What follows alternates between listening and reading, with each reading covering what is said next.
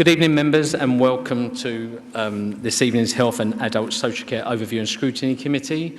Before we start the agenda, can I just ask the fabulous new Health Watch Manager to introduce herself, please, to members?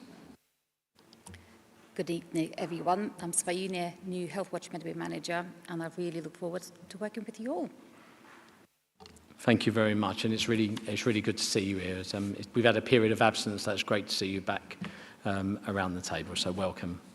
Are there any apologies for absence tonight, please, members? Councillor Perfect. Thank you, Councillor MacDonald. Apologies from Councillor Gilbourne, who I'm substituting for, and also apologies from Councillor Barrett, who I think Councillor Lamas is substituting for. Thank you very much, Councillor Perfect. Councillor Brown? I'm substituting for Councillor Campbell. Thank you, Councillor Brown. I have no urgent business to announce this evening. Are there any disclosable pecuniary interests or other significant interests, or any declarations of whipping this evening, members? Great. Okay. Before we move on, can I ask that those introducing reports this evening should assume that members have read the reports presented and aim to keep report introductions reasonably short and no longer than 5 minutes if possible, please. We go to agenda item 4, that's the Medway Local Plan Regulation 18 Consultation. Dave Harris to present, and Mark Breffel. Thank you, Mark. Thank you, Chair, and thank you, members, for inviting us along to this committee to talk to you about the local plan consultation. Very conscious of the 5-minute kind of introduction, so we'll keep this as brief as we possibly can, but the local plan covers an awful lot. There's obviously a lot about homes. That's always a big focus in local plan, and Medway has an incredibly, a challenging housing need target, a mandatory target that we have to meet. But it's about much more than that. It's about, the communities that we can form, how we create sustainable communities and the facilities that are available for those communities to access. It's about the environment in terms of how we protect Medway's environment. We have some really unique and special areas of Medway, how we protect those, but also how we mitigate against the impacts of climate change. It's about our infrastructure, how we deliver growth without creating real challenges on our road network, but also how we get people out of their cars and being able to use effective public transport, walking, cycling routes to get around their towns. I've already mentioned homes, but it's also about jobs, and that includes skills, and it also includes education. So how do we make provision for people to get the skills that they need in Medway, and how do we provide the right jobs that those people stay in Medway and have the opportunities that they need here? So this builds on a consultation that we undertook in the autumn of last year, and provides significantly more detail than that consultation. We've moved to this stage as a result of direct feedback from stakeholders and views of our own team around wanting to be really clear about what we are proposing for Medway, and that is set out through this consultation with 3 broad growth options that Dave will talk through. It also proposes the strategic and thematic policies that we will propose to address through our local plan, and it is about providing more detail and greater clarity and certainty, both for members but also for developers, for members of the public and any kind of other interested parties, for which we will receive a number of representations through this consultation process. In terms of this evening, there are some things that we may be able to address directly, but we will also be collecting feedback to feed into that consultation process as well. So some things we may not answer tonight, but we will feed them back in to the local plan consultation process. And I'll hand over to Dave. Thank you, Mark. Thanks, Chairman. And as Mark says, this is about getting feedback from this committee on the specific remit of this committee. So plan for Medway up to 2041. It's about sustainable and green future, supporting people to lead healthy lives and strengthening our communities. As part of this remit of this committee, and that runs through the whole of the local plan. Mark's touched on the securing jobs and developing skills, and that links to health as well. People doing the jobs that they want to do and they enjoy doing, and they have the skills to do. And linked to that, it's about boosting pride in Medway. And again, if you feel pride in something, you feel happier and healthier as well. So planning for Medway's health, this is all of these things linked together. If we're having a bad time, who do we turn to most of the time? It's our family, friends, communities.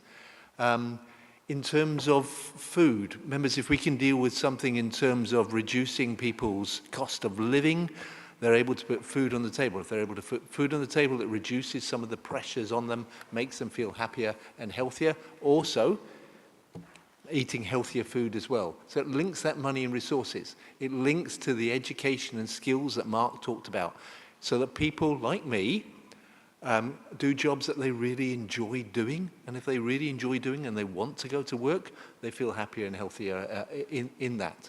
And have those skills, and doing a higher paid, higher value job because they've got the skills for that. That helps to deal with the cost of living, helps with the health. Transport, Mark's touched on that. If we can deal with that, so people aren't just sitting in their cars all the time, but looking at other ways of moving about Medway. Could be the river. It could be making a nicer, more pleasant place for people to walk, whether it's to walk into work or whether it's working for social. It's making it safer for people to cycle around Medway as well as nicer. And Mark's touched on the environment and the surroundings there, which are absolutely critical. And then in terms of our homes, giving homes that meet people's needs, that are energy efficient. So meets people's needs. So at the moment, we're in a position where we're, to a degree, being dictated to by the development industry. So they're providing homes that they think we need and which they can sell quickly. The local plan is critical if we're to plan for not only the number we need, but the housing product that we need, be it for first-time homes, be it for people downsizing, be it for those specialist needs. So, promoting health and well-being.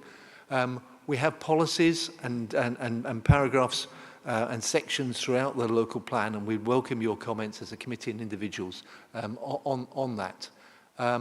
We've worked very closely with Scott and the public health team and the Town and Country Planning Association to develop those policies. The local plan very much supports opportunities for better, healthy options. The green networks I've talked about, dealing with air quality. We want to get rid of those air quality management areas. So dealing with that issue. We want everybody to have access to sport, leisure, community and local services. Communities are absolutely critical, and this is not just about providing for homes. This is about supporting existing communities and developing new communities, and also getting them to blend together as well. We've talked about learning and employment and improved housing quality and that design. One of the things that we get told to us all the time when we're dealing with planning applications, when we've been out dealing with the local plan exhibitions, is the homes are needed, but they need to come with the infrastructure. And critical to that is providing the health services part to that. So that could be healthy living centres, it could be that open space, it could be reference to hospitals as well. And we're working very closely with Scott and our health service providers to understand the infrastructure that's needed for Medway to deal with our growth needs. We have worked with the health providers. We've shown them what our preferred options are. We've shown them what our need is, and they're commenting on our plan, and that will be built into the infrastructure delivery plan, which will be part of the draft local plan moving forward. Medway's getting older. I'm getting older. Certainly I was much younger when we first started the process of this local plan, and my body's beginning to creak a little bit now.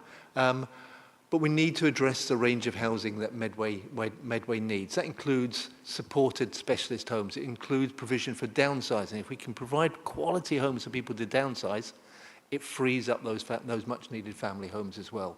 So we've got lots of policies all the way running through the local plan. We will be doing further work in terms of updating our local housing needs assessment for the draft local plan next year, which will provide the most up-to-date evidence for the examination next year. Housing design, absolutely important that we build in that flexibility and adaptable accommodation so that people can, as they move through their life, the home is able to be adapted to meet those needs. So, members, you've seen a lot of this before, a lot of you have seen this before in terms of us identifying which land is available. We do this call for sites, which shows what land is available for us to consider. We know that we've got lots of constraints on Medway. There are no easy decisions anymore for us. We've got amazing natural environment. We've got high quality farmland. We've got some country parks. We've got incredible heritage. We've got flood areas. We've got every possible constraint.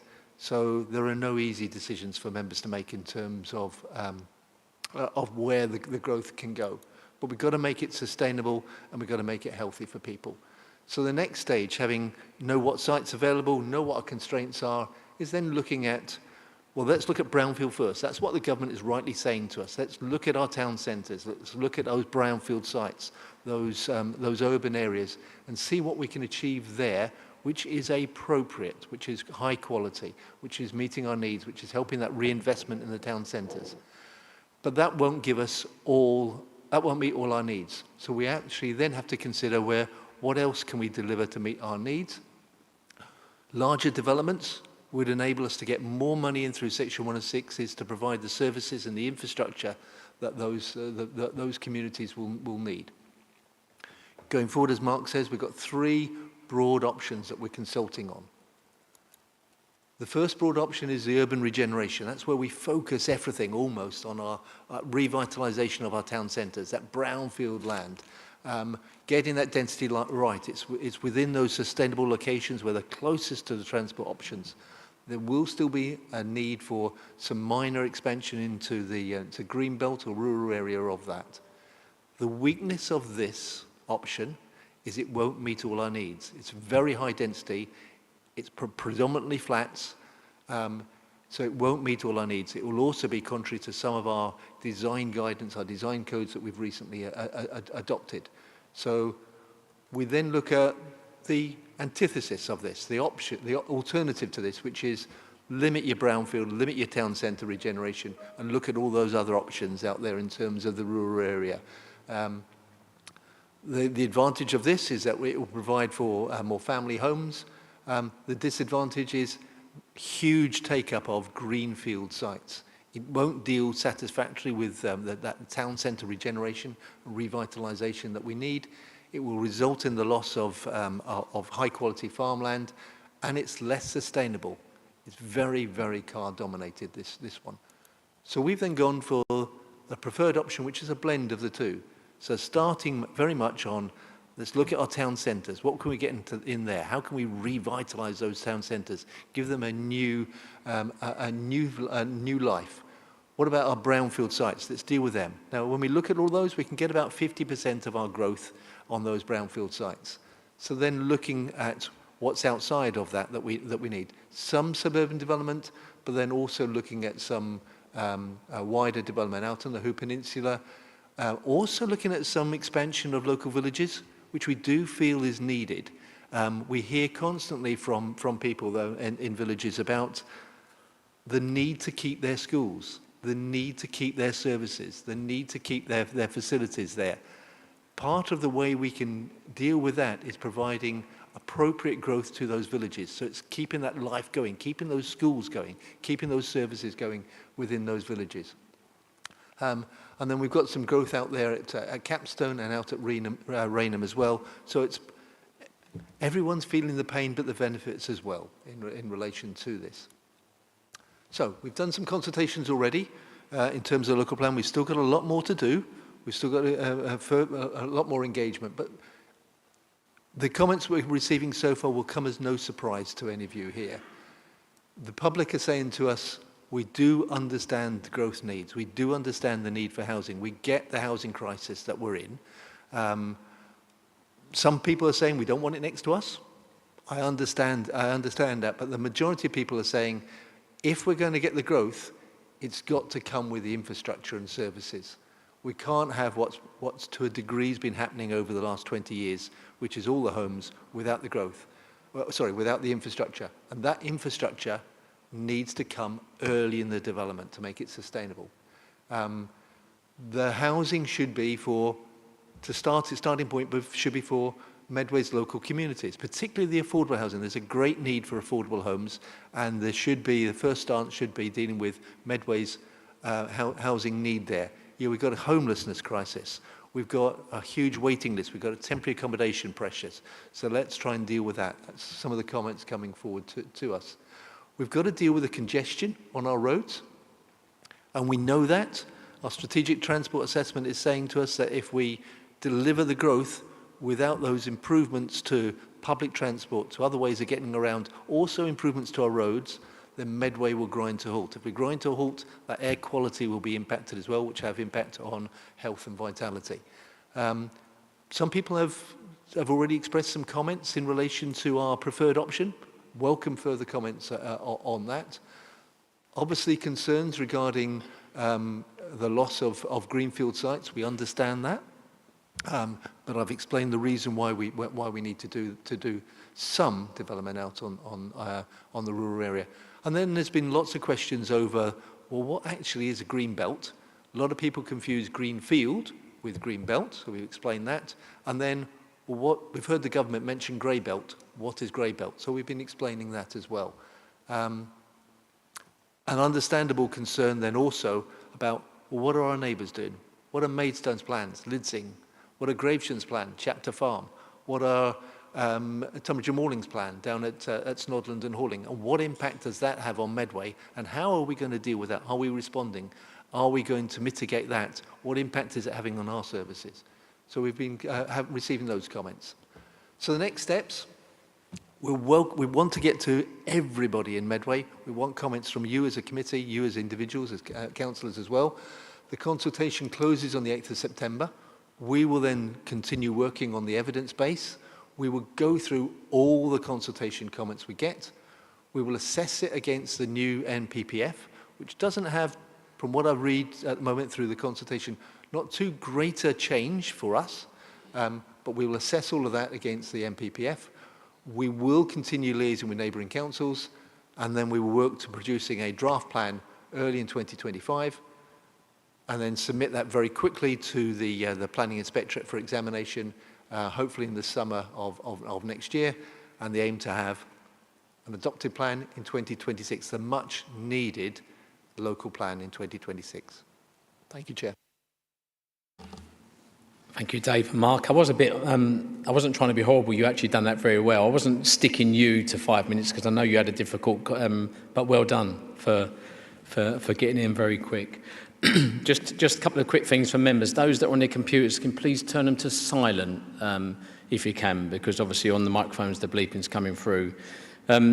And secondly, if we can, with the questions, I know many members have seen this consultation. I know that Dave and Mark have done a fantastic job on officers going around all committees and going around the whole of Medway with different consultation events. So obviously tonight is HASC. So if people can try to concentrate around the health, that'd be appreciative if we can. Members, any comments? Anything anyone wants to say? Councillor Hine. Thank you, Chair, and thank you to Mr Harris and Mr Brethwick for your report this evening. Yes, as much as we need new houses for Medway, we also desperately need a new hospital.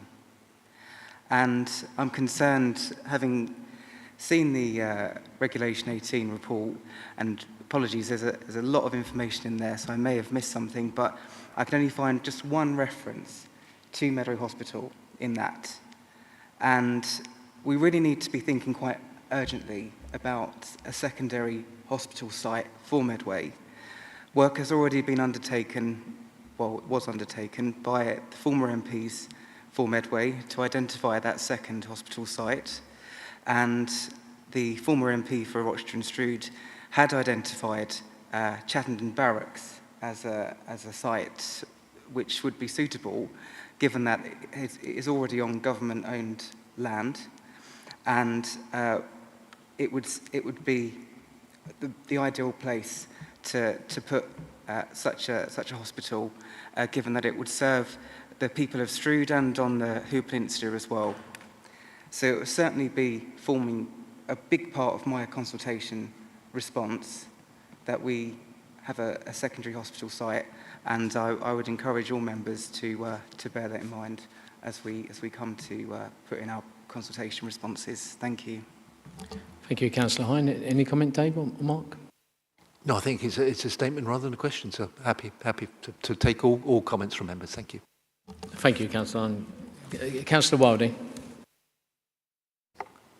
Thank you. Excuse my voice. Now, I do think to truly scrutinise this, there's an awful lot of it, and I know we won't have time tonight, but I do think we should go through this page by page, really, for the health issues, because nearly every page and everything that's in here relates one way or another to health. So I suggest that after this meeting, which I assume will be general comments, we hold a special meeting simply to look at the health issues, as I say, page by page, so that we don't miss anything. Just on that, Councillor Wilding, Yeah. I think every councillor around this table has got an opportunity to feedback, and everyone has the opportunity to the 8th of September to do so. I think as a you know, we're putting a briefing paper around, I don't think would be that beneficial. I feel that we've all got certain aspects, like Councillor Hine just said as well, certain queries around the health infrastructure in Medway, etc. And I would certainly urge members to put their comments in to Dave and the team, to have a separate meeting with all of us together to try and put a response together. I don't think would be, for time effectiveness, I don't think we're going to have that time for that. But sharing comments around the committee via email is fine. But I think more beneficial for you to have direct, am I right in saying direct comments back? But it's a good point you're making, Thank you. Councillor Wiley. I honestly feel that to truly scrutinise it and to be seen to scrutinise it, that's what we should do, go through this page by page, unless officers say there's any great chunk that doesn't have a health implication, but I couldn't find any. Generally speaking, more generally, the air quality, which you've said, and it is a large part of this, any building, any new road, almost anything that we do will have a detrimental effect on the air quality. So this isn't to improve the air quality. It seems to me it's to do the least damage possible while doing the building, the infrastructure, etc., etc. And some of the options, as you know, Capstan Valley, close to my heart, but everyone's got their own area. Building on any green space is going to be detrimental to the air quality. As we've been told before, Capstan Valley is the green lung that brings in some fresh air and cleans up some of the bad air. So building on there, but as I say, almost any green space is going to be detrimental to air quality, everybody's health, etc., etc. So that's one major issue. On transport, you spoke about public transport using the river, which is brilliant, but can only be used for transportation obviously along the length of the river. The way you said it, the roads and car travel will be very much the minor point, whereas we all know that's 99% of what people use. So that, again, in this report seems to be a little bit back to front and not looking at reality. They're my main points. Councillor Hine has already mentioned the hospital, but if we're going to increase our population, we need more healthy living centres, GPs, dentists, everything that we always talk about on this committee. And again, developers always say, we will build a school or a GP surgery, where they normally mean we will leave you an open bit of land and you can build, if you wish to, at your cost. I know you mentioned 106, but will that cover those pieces of the infrastructure? And can we trust that 106 to come forward? Because as we all know, there has been problems in the past with some developers and some developments. Yeah, that's all for now. Cheers. Thanks, Dave. Thank you, Councillor Wiley. Any comments, Dave? Chairman, thank you. And Councillor Wildy, thank you very much for those comments. I'll just come back on a couple of things, because they are all really important comments. Air quality, we really... sorry, I just wanted to start by totally agreeing with you on the fact that health runs through the entire document. It's really important that it runs through the entire, in everything about this local plan can link back to health. In terms of air quality, we do have to address it. I appreciate everything that you're saying in terms of the car and the impact on that, and I appreciate what you're saying in terms of green spaces, and if you build on that, then you've got more cars out there than there currently are. So I understand everything that you've said there. We do have to mitigate it. We do have to look at, particularly at landscaping, tree planting, all those things which deal with air quality. Electric vehicle charging, but also public transport. And I don't disagree with you that we're never going to, well, not in my lifetime, going to stop people getting in the car.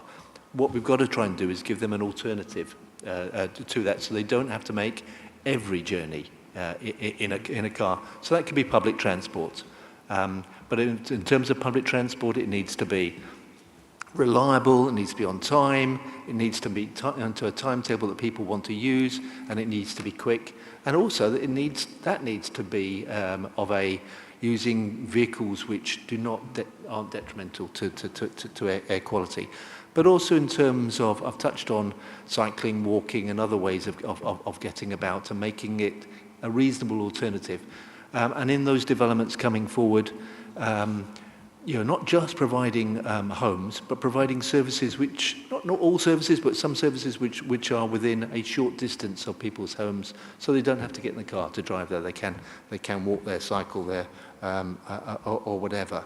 In relation to the river, as you say, the river runs right the way through Medway. It is something we're looking at, that river taxi, both for commuting, for social, and also tourism as well. So it's something we are working on. And then your last point, which was a really good point, Councillor Wildy, which is about delivery of infrastructure and the funding of it.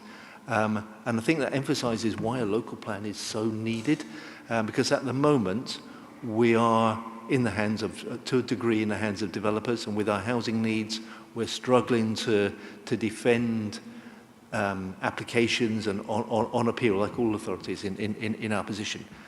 With a local plan, we will be able to say these sites can come forward, but these sites can only come forward with this infrastructure, and with all the work that we're doing in terms of the infrastructure delivery plan, and the work that we're doing, we'll be able to say the infrastructure needed for that development is this. It should come forward in this timely way. So you can only have so many houses before primary school's delivered. You can only have so many homes before a healthy living centre is delivered. So you're absolutely right. But then the other thing that you talked about, which is the funding, a part of the work that we're doing on the plan is viability assessments, to make sure that what we're proposing is actually viable and will be delivered. So all your points are really good, and that's why the local plan is so critical. So thank you for those comments. So, Dan, can I come back on that last point? Yep, just briefly come back, Councillor Wiley. So, in money terms, the developer needs to build at scale so that they can provide the 106 to provide whatever infrastructure we want in that area. Will more affordable homes to any particular development make that more difficult to generate the 106 funding? Thank you. Chairman, just briefly, Dave. Yeah, I'll be very, sorry, Chairman. I'll be very brief. Yes, in terms of affordable homes, at the moment, what we've got is a situation where it's a general policy of 25%. And Councillor Wildy, you're absolutely right. There are some sites, particularly the brownfield sites, which are less viable, and therefore we've struggled to deliver the affordable homes on those sites. With the local plan, with the viability work that we're doing, we're looking to move for, so on the less viable sites, we will deliver a lesser percentage of affordable, but on the more viable sites will be a greater percentage, so we actually deliver more affordable homes than under the current policy. Thank you, Dave. Councillor Hamadishi. Thank you very much for that update. We are very much the custodians for the future of Medway, and I think we all take that very, very seriously. We got a plan to engage the community that will have long-lasting effects up to 2041, and of which we have a closing consultation period until the 8th of September. I just want to spare thought and ask a question regarding young people, because they're going to be the key drivers for the economy in that period of time when we are putting all these ideas to bear. And I think they're going to be the rightful evangelizers when it comes to such things such as clean air, sustainability. It's what they want that needs to count. So what sort of strategies have you in place to actually engage young people, particularly now they're going to be back at school in September? Are you actively seeking their views so you can get them corralled, you can get education on board so that the whole ethos, the whole education around what is coming can be taught in a way that's protected and a way that actually reflects some of the values and principles that we have as a council? Chairman, thank you very much. Absolutely, Councillor Hamandishi. Young people are the future. We're planning for the young people of today. We're not necessarily planning for the likes of my age and so on. We're planning for the young people. So engagement with them is absolutely critical moving forward. And we've learnt lots of lessons over the last 5 years with the consultation work that we've done. Probably the exhibitions that we do get to a certain demographic, but working with our comms team, with the social media work that we're doing, with other ways of consulting on this, we're getting to not only to those harder to reach groups, but also to the younger people. We're also going to be going directly to the Youth Council, and we're speaking to schools as well to get that message across, to encourage people to speak. And I did have a young person come into the exhibition at Strood, and when I was talking to her, I made that point to her in terms of, this plan is for her. This plan is for people of her age. It's not necessary. The specialist needs accommodation is probably for me, but we're planning for her, and she probably went away, and that certainly her interest in it. She probably went away and was speaking to all our friends and encouraging them to comment on this. So it's absolutely critical we get to the young people and get them to comment. Just briefly, Councillor Hamandishi. Just very briefly, no, thank you for that. Just thinking that we could miss the opportunity to have a proper coordinated approach across all the schools in Medway to have this address, a brief questionnaire so everybody is involved in some sort of way of discussing this and sharing their views in that time, because we'll all be back at school. Thank you, Councillor Hamandishi. I mean, really important point around consultation. Just reminding members again, consultation is good. That's a really good point. Just remind you to stick with health if we can, and the infrastructure for Dave. Councillor Jackson. Thank you, Chair.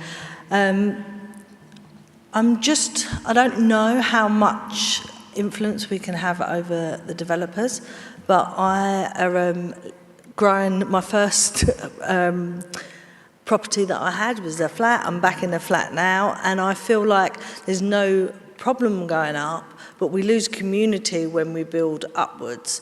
So I know that places need to have balconies now, and we have the gym areas in some lucky flats. But I'm wondering if there's a way that we can really boost communities in high rises, whether we have a growing area, like it doesn't have to be an allotment, but like a community growing area, a community kitchen space where people can mix with other people in the blocks and help them out, because we're all aware of, like, back in the day when community was community and we all helped the lady down the end of the road and that was, needed some food. And I want to, if we're going to start from scratch, it would be really lovely to try and get that community back in Medway, but also these spaces on the health bit, so that's well-being, but also on the health bit. And I might be going off at a bit of a tangent here, so bear with me because I work in London and not down in Medway. But the GP surgeries up there, we have our quaff points, and the GPs find it really hard to get the patients into their surgeries to gain the money from these quaff points. So I'm also thinking that these community areas could be used for simple things, whether it's blood pressure and all these things that need to be up. And I mean, a quaff point is like roughly about £200 each. And that money goes straight back to the GP surgery for them to invest in their surgery. So if we're sending, it doesn't have to be a GP, we can send a care worker out to do these in these communities. We can have a coffee morning, everyone, blood pressure, coffee morning in this. Everybody has it. GP's happy, he's getting his money and ticking his boxes. And the community is building and getting to know anyone. So I was just wondering if there was any scope that we could actually say to the developers, this is what, you know, because obviously I appreciate it be taking up living space, which is obviously, but I think the bonus back to the medical, if we do the quality and outcome framework would be beneficial to our GPs and to the community. Thanks.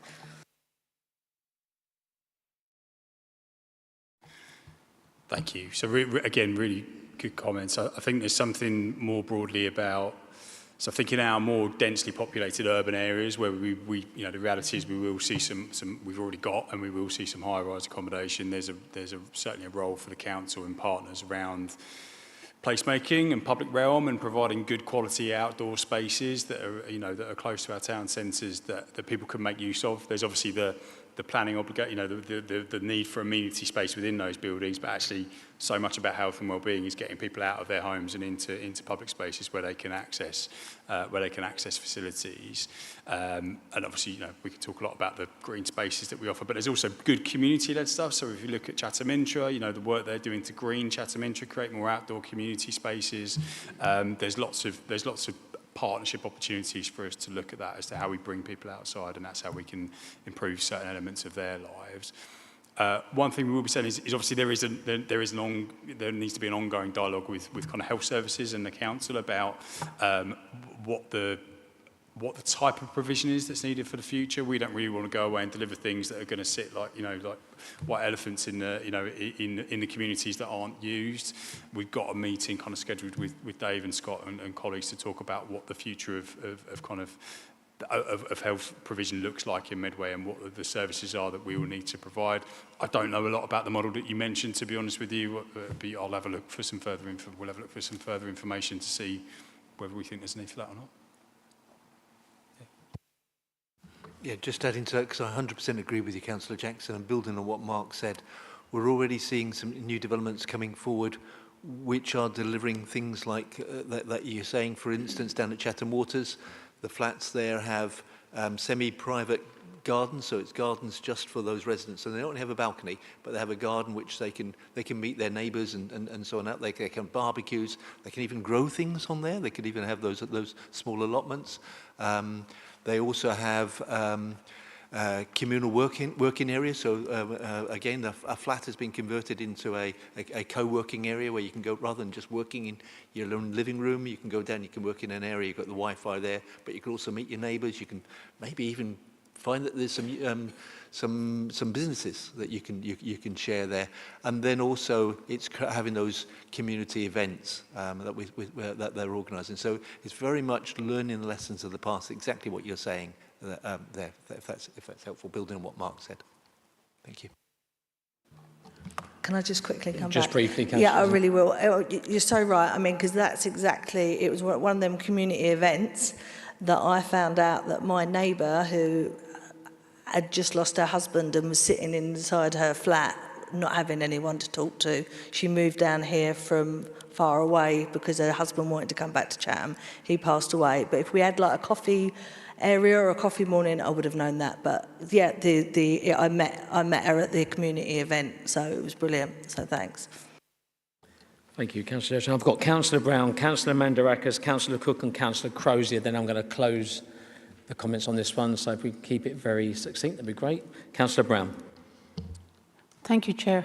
I am aiming to get this back to where I thought we were going to start from, which is basically around the strategic communication with the local plan regarding health issues. And my whole overriding thing is here as representative on this committee is for us to deal with this at a strategic level. Not necessarily that this building should be for that and this building for the other. But I would like to know that in the communication that you're getting back, or at the feedback that you're getting back, are we talking about public health issues, frontline issues, acute issues, and the mental health and social provisions? My concern is everybody talks about housing. Few people talk about employment. Most people talk about what they don't want next to them. But what I'm really hoping that this gives us the opportunity to actually have an open and frank discussion about the need for the next generation to have good quality provision across the health needs. Now, I probably have only talked about 4 strands of that, but I would like to know if in the early feedback that you've got, are people talking about specialist provision? Are they talking about acute care? People talk about ambulances and hospitals because that's visible. But actually, the provision that people around this committee are talking about are provisions that maybe don't rely on place, but that they have to be there. And you yourself, Dave, mentioned supported living later in life. I hope we have it. But I would like to talk about it for the groups that need it now. We've got young people who need some support, not always in residential, but some of it, and maybe some of the provision. So I'd like to know if in the feedback that you're getting, are these points being brought out? And if not, should we, when we're talking to people, and should officers be talking to people, and ask them to sort of think about these things? I'm not saying we lead the consultation, it's just to remind people not to just think about their street, but to think about Medway as a whole. And there's lots of space for a second hospital, or actually a replacement hospital, but it would have to be carefully thought of. Thank you. Thank you, Councillor Brown. Any comments back from Councillor? Chairman, great points from Councillor Brown. And yes, just to reassure you in terms of the comments we're receiving from the public. I mean, I've presented for instance, out at Who Community people there about everything that you've seen. A lot of comments I got back there were about health, were about the acute care, were about the hospital, were about those very detailed aspects. But also, so we're getting those comments back from the public, but we're working very closely with Scott and healthcare providers and other stakeholders on those very important health issues as well. Mark, just briefly, please. And I think it's just to make the point that that conversation about how we meet needs doesn't stop with the local plan. You know, we will work with Jackie's team, with other colleagues to deliver specialist provision. You know, in recent years we've delivered, accommodation for adults with a learning disability, and that wasn't something that we said in our local plan in 2003. That's just we decided to do that, and we will have lots of opportunities to continually influence the specialist provision even after the adoption of the local plan, and that's an ongoing conversation to meet that demand. Thank you. Thank you, Councillor Brown. Councillor Mandarakis. So, lots of my questions have been about making sure that we're catching kind of the groups who might not engage with the process in the same way. So I had, how are we ensuring that disabled residents or postpartum women or other people who rely on the health service more than others, but maybe less likely to engage with a process like this, how are they being offered the consultation? How are we making sure that we get that feedback? Because in terms of health, they will have different needs in their area to access kind of different health services that have a different way of doing it. And then this was, what size development needs a GP surgery? Is it done based on the amount of houses that are being built in that development, or is it done based on the need within that area? Because I think in some areas, 50 houses can tip that area over if there isn't enough GPs already existing there. Thank you, Councillor Merkin. Dave? Chairman, thank you very much. Again, some excellent comments there. Thank you, Councillor Mandarakis. On the first point, we're trying really hard to get this consultation right and to reach those get to those harder to reach groups. Very happy to have a conversation with you outside of this in terms of, you know, when Catherine is back, maybe the three of us can sit down and talk through those comments, and maybe we'll be able to reassure you. Maybe you'll have ideas of things that we haven't done, but which we can take on board. So thank you for that. And, sorry, what was the second point? My brain's gone. Oh, GP surgeries, yes, sorry, but obvious comment. Yes, we've given our preferred strategy to our health partners. We're working with them in terms of what's needed with that growth strategy. We will continue that work with them as we refine the preferred strategy to the draft plan, so that we know what's needed to serve those existing community, existing and expanding and new communities. So that work is ongoing. But yeah. Thank you, Dave. Councillor Cook. Thank you. Hopefully I will be quick, because I was about to ask very similar to that. So just to add a little bit onto that.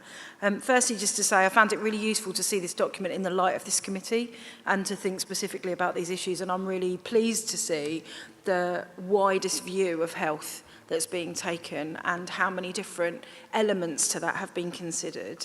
So I think that's fantastic. And it was on exactly that, around working with wider partners to make sure that strategically, as others have said, things were in place. And you've said you've got the meetings coming up. Will we start to see as a committee strategies that sit alongside this strategy from our wider partners, for example, in dentistry? We've mentioned GPs already, hospitals been mentioned, where we will be able to see that as this consultation comes to an end and the plans brought into place, that there will then be plans across with our wider partners that will allow the implementation of the Medway that we're looking for. Thank you. Thank you, Councillor Cook. Dave, I think more of a comment, or do you want to answer that?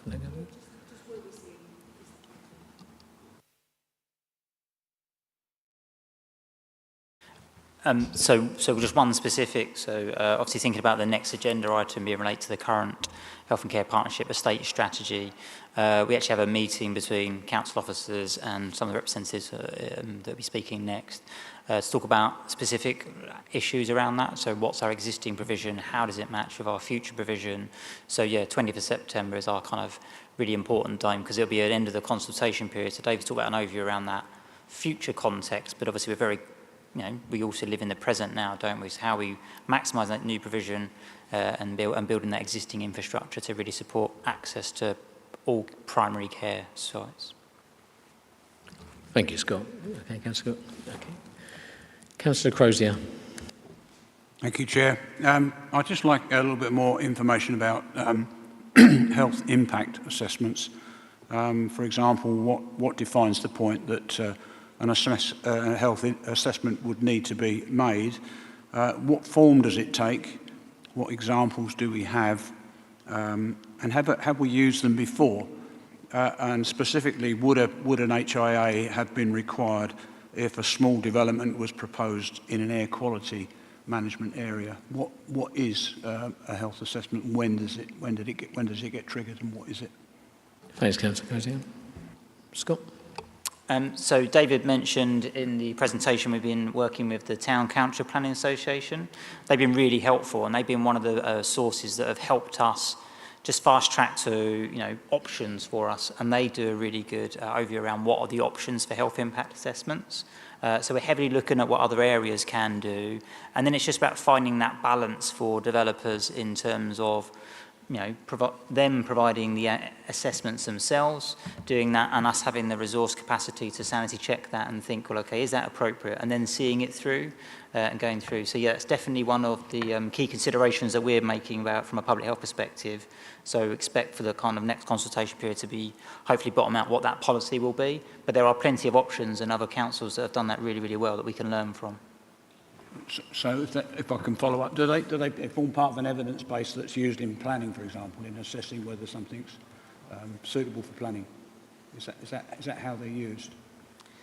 Yes, so other areas are really, and it's about how many dwellings. So some have a really low entry point, so any application for anything requires a health impact assessment, and some local authorities have set it really high.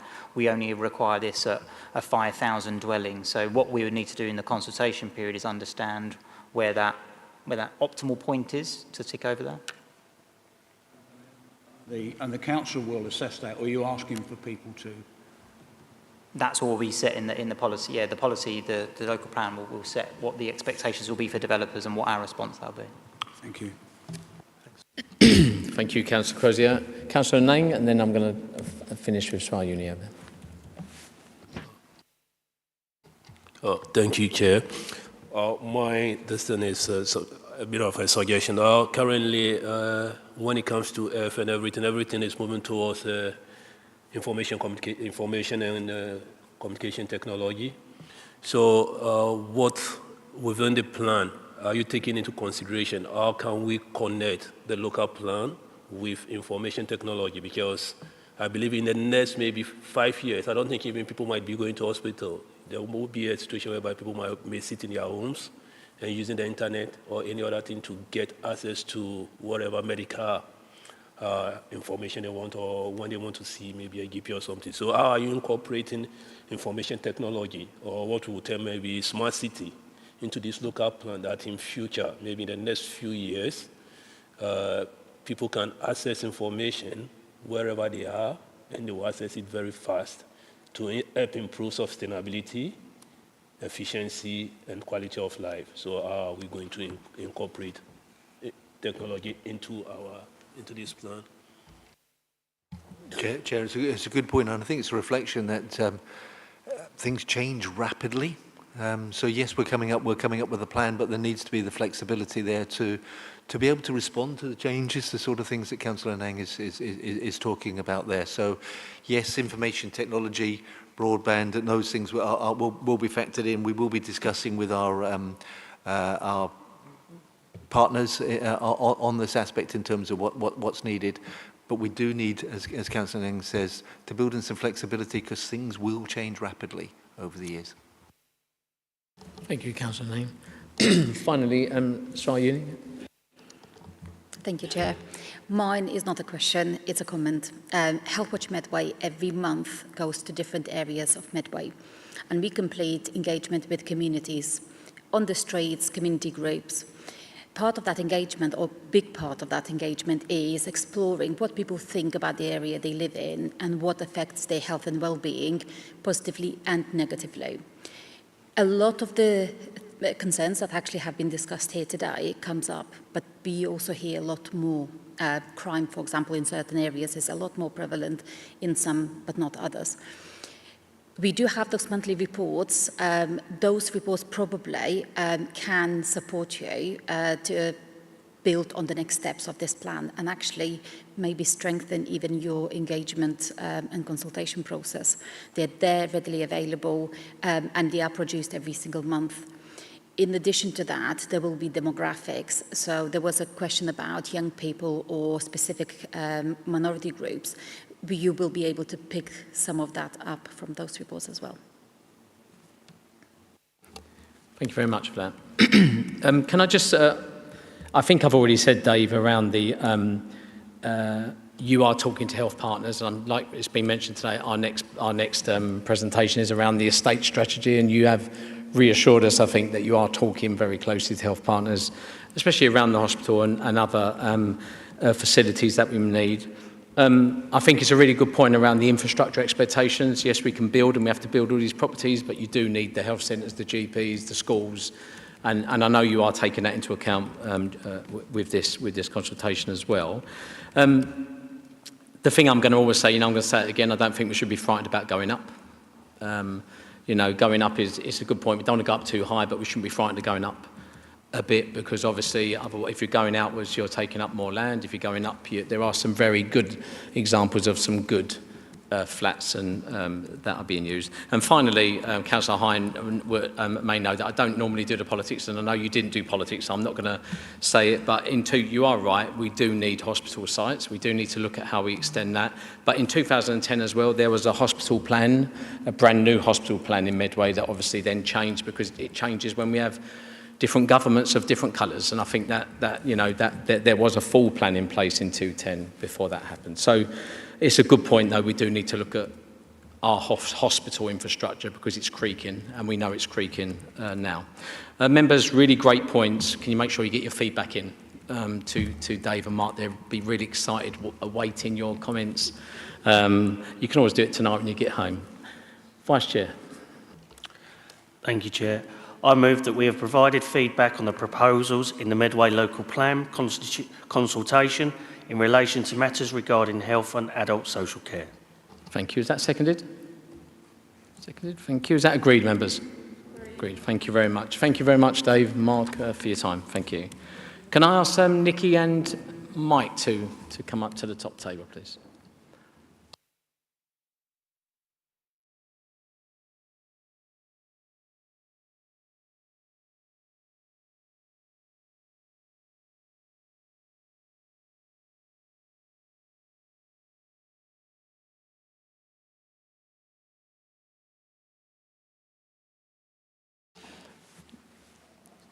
Okay, thank you very much. Members, can you make sure you put your hands, I'm not saying I'm vertically challenged, but with this screen in front of me, if you put your hands just a little bit up, especially this side, I may not see your hand. We might be able to get that screen down shortly, but I want to make sure I get everybody in. Nikki and Mike, you've heard that. Obviously, members have read the report, so if we can keep that, keep your introduction tight, that'd be really appreciated. Thank you. Over to you. Thank you, Chair, and I'm going to kick off. So before I go into sort of some of the extra detail, I know that there's some new members that don't necessarily or haven't had the infrastructure of what the Health and Care Partnership is. And I think that's really important to this strategy or interim strategy document. So the Health and Care Partnership is made up of all statutory and some non-statutory organisations that serve Medway and Swale. That includes our voluntary sector partners, and it includes some of our wider business partners. But obviously Medway Council are a key member of that partnership. So this interim strategy has been done very much in conjunction with all those partners. It's the first time that we've had an estates strategy. It's not where we need it to be, we know that. It is an interim document, and a lot of the conversation that you've just played out is the reason that it's an interim document, because obviously until the local plan, both here and the Swale local plan, have been agreed, we can't finalise this estate strategy. I think the other piece that is quite important to understand is that this has come from an evidence base. So when we're looking at what we need, we know that we're not utilising both NHS estate but also other estate, and we're not serving the community in the areas that we need to serve communities.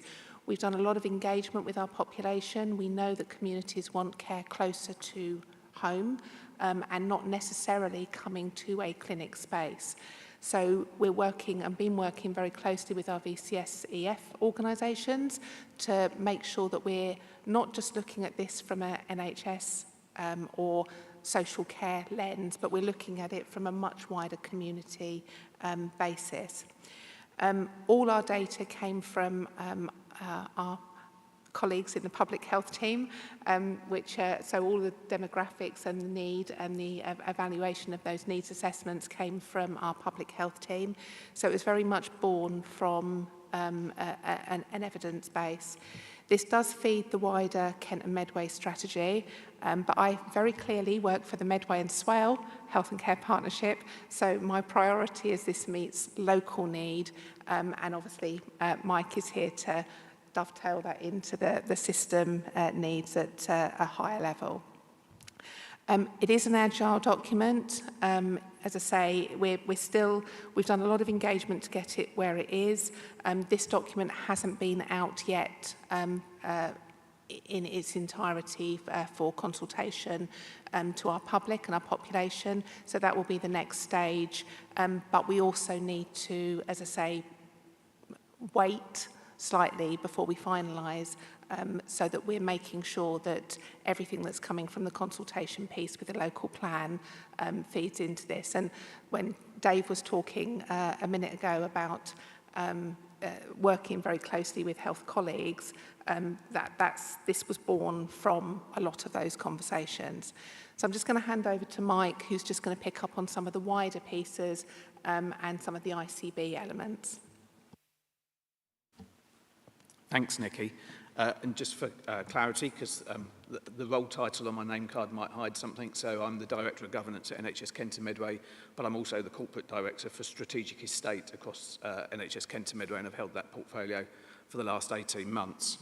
And as Nikki talks about the Medway and Swale Health and Care Partnership Strategic Estates Plan, we now have a Strategic Estates Plan that umbrellas the 4 health and care partnerships across the whole of Kent and Medway, so that there is a Strategic Estates Plan for the whole of Kent and Medway. Built very much on health and care partnership strategic estates plans, recognising that around the county there are a number of plans under place, so it's a dynamic document as well, but very much built together and based on local needs assessments. It's the first time again that there's been a strategic estates plan across Kent and Medway for the whole of NHS, and it absolutely dovetails with both KCC and Medway Council plans in terms of the work that you're doing around optimising one public estate. And I play in with the various directors within the council in terms of how we can maximise the use of one public estate. Because one of the things we've not yet talked about this evening, and it may well come out in the conversation we're about to have, is we've got some fantastic estate in Medway, as well as some rather disappointing estate in Medway that probably needs disposing. And that is across not only health, but social care, other public sector agencies as well. We need to, and I'll come on to healthy living centres because I know it's a particular issue for people, but we need to absolutely sweat the assets that are really, really good, and we don't at the moment. There are void spaces and there are underutilised spaces. We need to absolutely sweat those assets alongside thinking about what additional developments we need. It's not just about building new, it's about actually dealing with what we've currently got at the moment.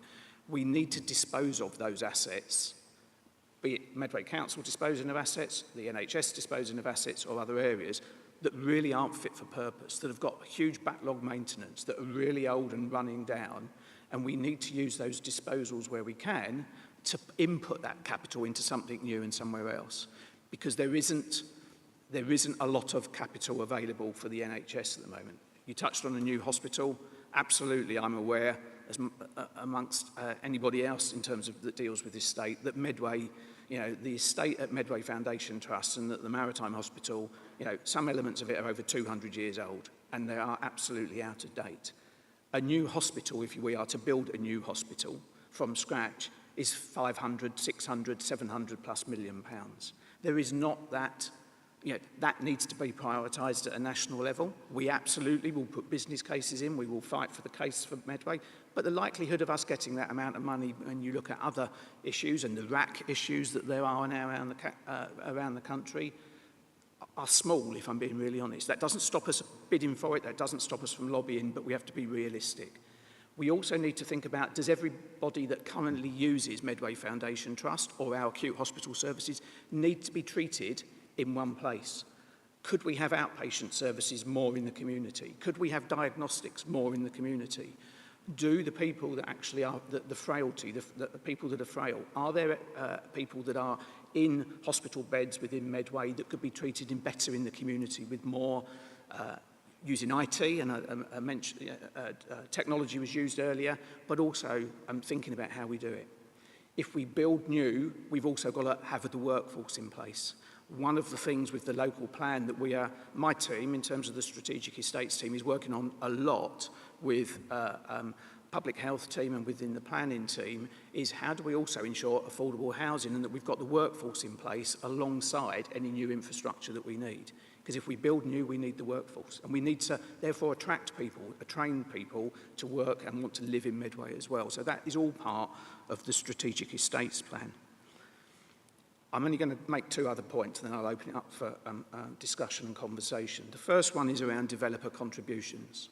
So I absolutely recognise that not only in Medway, but across the whole of Kent and Medway, the NHS's history in securing Section 106 funding and SIL funding for those district authorities that collect SIL funding from developers has been at best mediocre and in a number of areas really poor. Previous organisations, CCGs, PCTs and that, really did not have the estate's infrastructure or the expertise to really secure and hold developers to account in terms of funding. And in certain areas, I'm not necessarily saying it's in Medway, but I'm absolutely aware that in certain areas, Section 106 money has been made available and then been lost because the NHS hasn't used it. My team and the work and the platforms we've got in place in terms of developing a new framework, which we're working with the planning leads within Medway and all of the district councils in Kent, is setting out a new developer contributions framework that will not only look for contributions towards primary care, but will look for contributions for mental health services, for acute services, for community services, etc., to make sure that the developers, when they are putting in plans for new housing developments and for other developments, we make sure that that infrastructure is in place, and it is in place as soon as we can possibly get it in place, rather than it's put in place at the end of a development. So we've got some really strict criteria that we're working with Medway Council planning, and we were going to share the developer contributions guide with our local authority colleagues before we finalise it. So we're going to engage and consult on that before we then finalise it and then get that out to all of the developers across the county.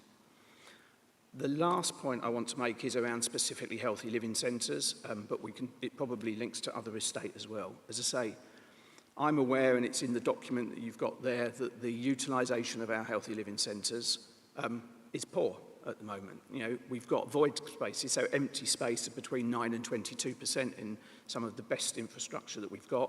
And alongside that, space that isn't void is rented by tenants, but those tenants aren't necessarily using it. So we can say that we've got between 91% and whatever the large percent number, 70-odd% that is rented out, but that space is not utilised to its maximum capacity.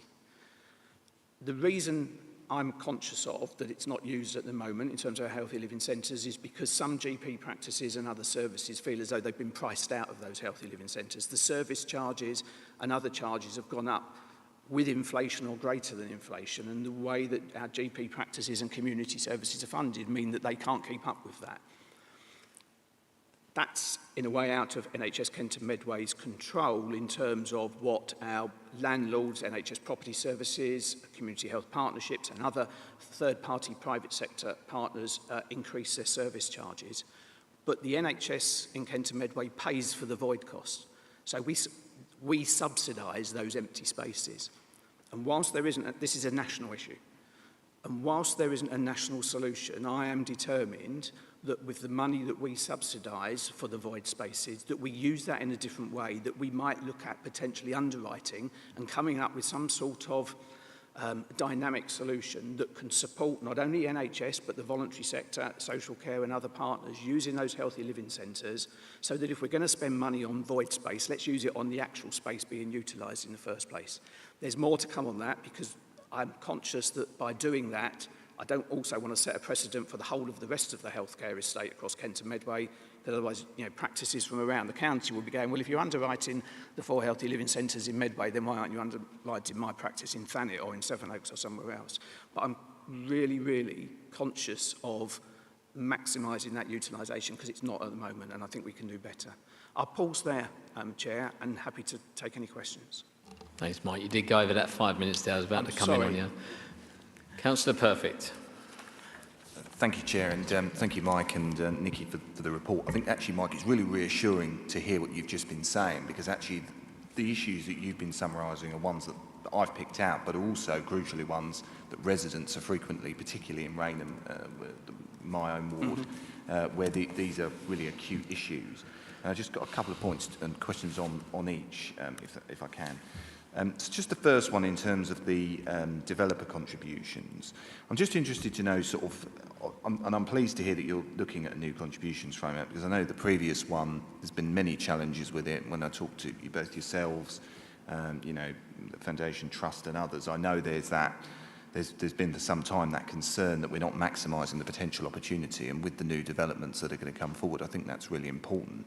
So I'm just particularly interested in how you found, and I'm assuming it sort of sits within your remit, but if it doesn't, I'm happy for you to sort of take this on notice and come back to me. Just how sort of you find the relationship with the council in terms of that, in terms of, do you feel that that the council's got the sufficient resourcing in order to be able to feed that back to yourselves, and I guess on the other hand, have yourselves got the sufficient resourcing to be able to manage that? Because I think obviously there's large sums of money involved, and you know, we need to try and I think look at a strategic level at the way in which we can sort of link those two together. That's my first point. Just a second question. It's just on obviously the significant cost. Obviously you mentioned about a new hospital, which is very. I think you saying it again actually, Mike, reminds people of the cost, because I think people sometimes don't always anticipate the cost of particularly new hospitals and large-scale infrastructure projects. I'm just interested in terms of anything you've heard from the Department for Health and Social Care, anything that's come from the new government in terms of the hospitals programme, or anything sort of any conversations you've had at a strategic level, or you think NHS England might have had on a strategic level on that. And then just finally, on the healthy living centres, and it was interesting what you were just saying, because Raynham's obviously on here, got one of the highest void spaces, and I know myself, Councillor MacDonald and the Deputy Leader and my two ward colleagues, including Councillor Anang, actually had a specific issue in Raynham on this, which I won't go into, but I'm just really interested in sort of what can be done and what needs to be done almost from your perspective actually at a national level as well as at a local level in order to drive some of that change. Because I think it would be good if, you know, whether the council advocates for that or indeed whether, you know, members advocate for that with, you know, put pressure on the new government to look at what we can do around that. Because I think I notice both residents feel very frustrated. They look at the Healthy Living Centre and they're going, it's got NHS badges all over it, it's empty, I'm having to drive halfway across Medway to go to another surgery because my surgery's moved out. And I think there's, you know, there's that frustration. And I guess the other point is, it's just about, you know, the one public estate question and point's really interesting, because obviously all of these buildings, it's all being charged, as you say, back in the end through NHS Kent and Medway. So if you know, some of our providers and GP practices can't afford to pay it, I think there is a point at a national level that needs to be raised, and whether that's done through the chair or indeed the executive here, in order to make that point is really important, because at the end of the day, the taxpayer is still paying the contractor that owns the building on, you know, the lease. And if we're just funneling that through other means, you know, it's pretty pointless if we can't, you know, work to find a solution. So, yeah, they're my questions. Thank you, Chair. Thank you, Mike. If you can keep it quite succinct, it'd be great. I'll try to, Chair. Relationship with Medway Council is good and excellent in terms of with public health and within the planning team as well. The relationship with other areas has been less good in the past, but we're victims of our own success now by actually getting this momentum. So every district council and council wants to be involved with us, which is really good.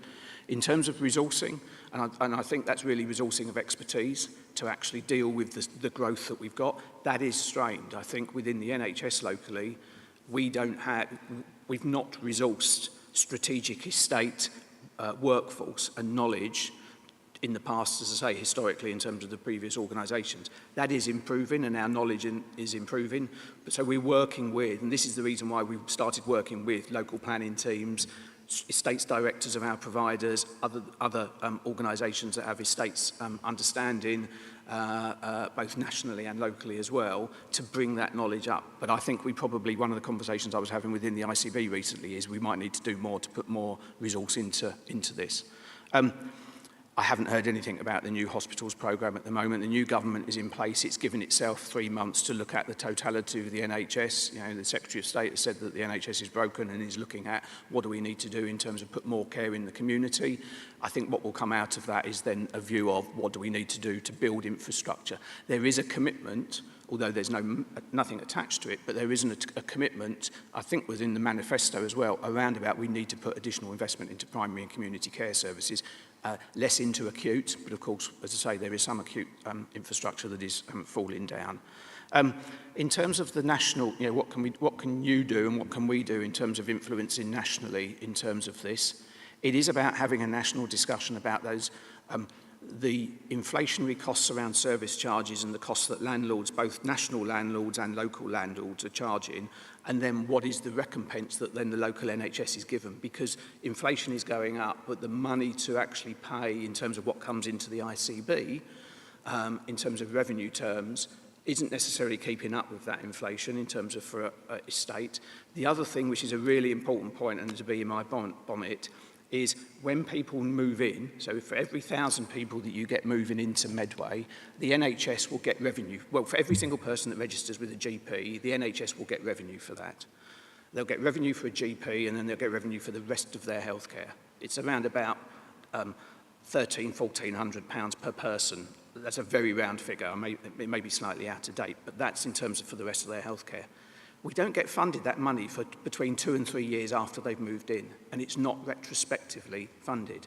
So for 1,000 people, you could say that's £1.4 million of revenue funding for 2 to 3 years that we don't get. Having a national conversation about, given the amount of growth that there is in Kent and Medway, London, the South East and across the county, how do we make sure that the revenue funding for new development from central government keeps up to speed through the Treasury that will allow us to fund these new developments? Thank you, Mike. Councillor Lammers. Thank you, Chair, and thank you, Mike, for your report. I also think your answers have been really reassuring thus far. I have a couple of questions for you, but just to pick up on the previous point. So are you saying that if an area is impacted by a sort of influx of immigration, that won't be recompensed in terms of localised funding for at least a 2-year period at the quickest, which I think is extraordinary? It is. It takes the Treasury up to 2 years, in fact longer historically, in terms of being recompensed for that funding. And that's why in areas where there have been significant growth in the past, Dartford and Swale is a really good one with Ebbsfleet, the funding has taken a lot and it builds up really, really quickly. So there is a national conversation with previous members of Parliament, with new members of Parliament. We will be raising this. This is something to be able to have that conversation with the new government in terms of how they resolve it.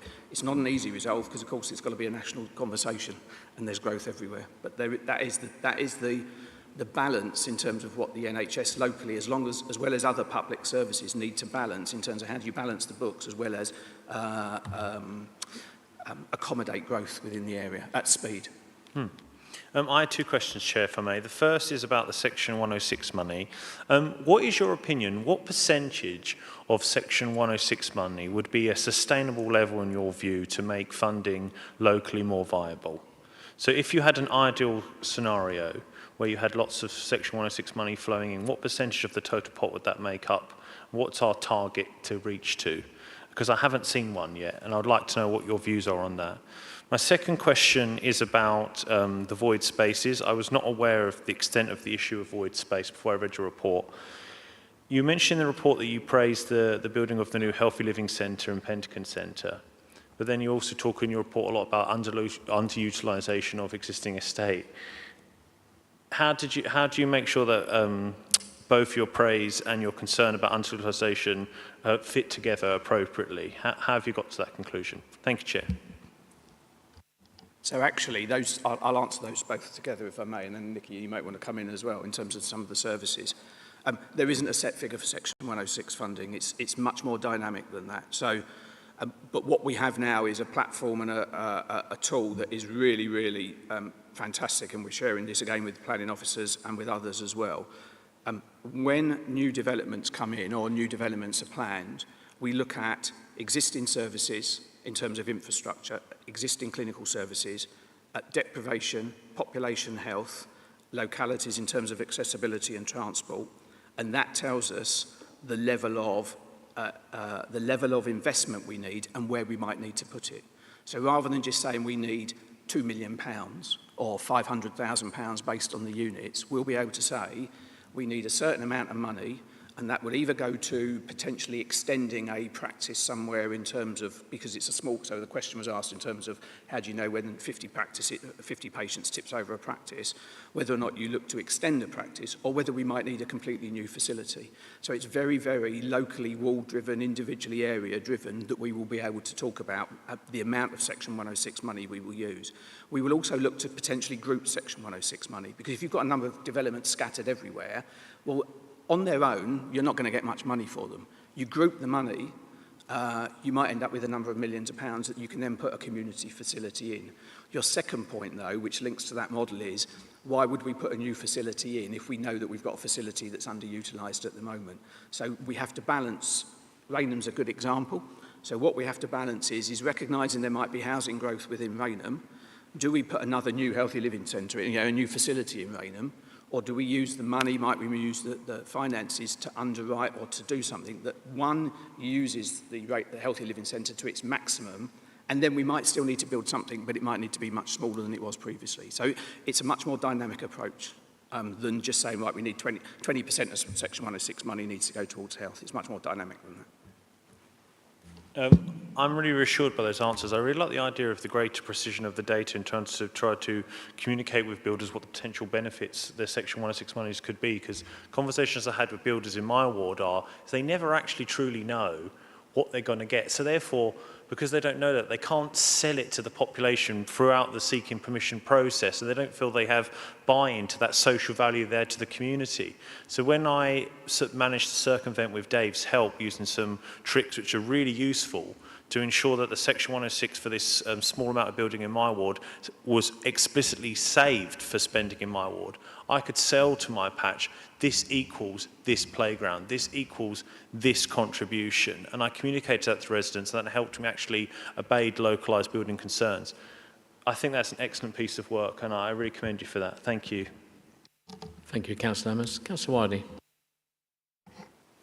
Thank you. I was going to comment on healthy living centres, but I think that's been done.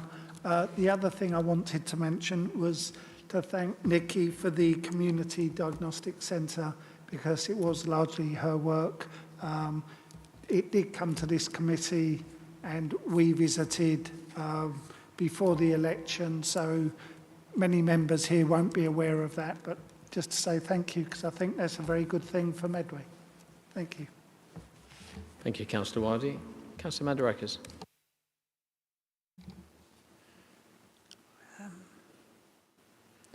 So around the work about the void spaces in healthy living centres, I'm assuming that the work that's being done is looking at offering some of that void space to the voluntary sector.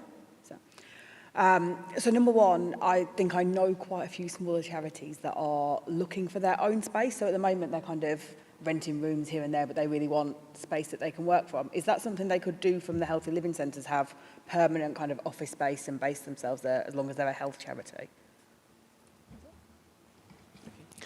Yeah, thank you, and I'll come back on that. So again, the Health and Care Partnership is quite unique in its relationship with the voluntary sector. We're the only area in the country that's got a framework where we've got reach into 1,500 organisations, and we work really closely with those organisations about their needs. And one of the big elements that we're talking to them about is how we use their space and how they use our space. So absolutely the ambition is that our healthy living centres, because when we look at the needs of our population, and we've done a lot of work looking at the needs, we surveyed nearly 2,000 individuals from really hard to reach groups over the last year about what would improve their health and well-being. And not one person came back and said a clinical intervention. Every single person came back and said they needed help with the cost of living, they needed help with alternative services. So our ambition is to have the health services absolutely within the healthy living centres, and that's more community services, moving some of the acuity out of the acute trust, but also having those wraparound services that support people in their own communities, which fit very much into that wider determinants of health. Can we maybe have like an offline conversation? I'll send you some contacts and things, because I know lots are looking at the moment. So that's cool. Thank you. Councillor Jackson. Thanks, Chair. I was really excited for you to be talking about maybe doing outpatients in local communities. Working in hospitals, and I was there yesterday as an outpatient, it's always struck me that we have one building for sick people, and you know, and that with the parking and everything and the air pollution, it doesn't ever seem really healthy to me. I think it needs to be looked into because lots of times I've gone for outpatients appointments and then I've needed to go for scans that I could just literally walk down the corridor, and I feel like it needs to be looked into because we don't want people and extra cost to go to an outpatient's appointment and then take another day off work because they then have to go and have an MRI scan or something like that. And I'm not suggesting that every outpatient's clinic should have an MRI scan in it, but like it's a brilliant idea, but we just need to look into it to see what is it going to be cost effective for the patient, cost and time really. That's it. Thanks. As Councillor Wildy explained earlier, we've got the Community Diagnostic Centre in Rochester. Phase 1 is up and running, and I would be delighted to show new members around and talk about what the vision is for that Community Diagnostic Centre. Because when it is up and running, in completion, it will have MRI and it will have CT scanner on site as well. And we will be looking at one-stop shop pathways where someone comes in for certain conditions. Not all conditions would meet that criteria, but for certain conditions, patients coming in and having everything they need and seeing their treating physician, doctor, nurse, whoever that relevant person is, in that one appointment. But I'd be happy to welcome a further visit with new members. And I'd love to take you up on that offer, so thank you for that offer. Thanks, Chair. Thank you, Nikki. Obviously, we have had a visit down there before, but it'd be really good for other members that couldn't make it that day to arrange that again. It'd be great. We'll do that again. Councillor Brown. Thanks, Chair. Firstly, thank you for explaining about how you were hoping to deal with the voids. I think that's great. My question is more about what you said earlier about divesting of some of the buildings. I'd like to understand a little bit more about that. Are you looking at throughput in them, or are you looking at their age? I'm very concerned because actually I represent quite an old ward where we've got, luckily, a clinic, and it probably hasn't got the number of hours open that you would want. But how are we going to maintain the services which you're saying you want to have locally if we're looking at divesting some of those buildings? And I'm really quite concerned to know how you might make those decisions, please. I'll let Mike come in with the NHS properties, but a lot of our strategy, as I said at the beginning, as a health and care partnership, we're not just looking at NHS space. And we've got a lot of asset out there in our community settings of business space and different partners that want to invest in health.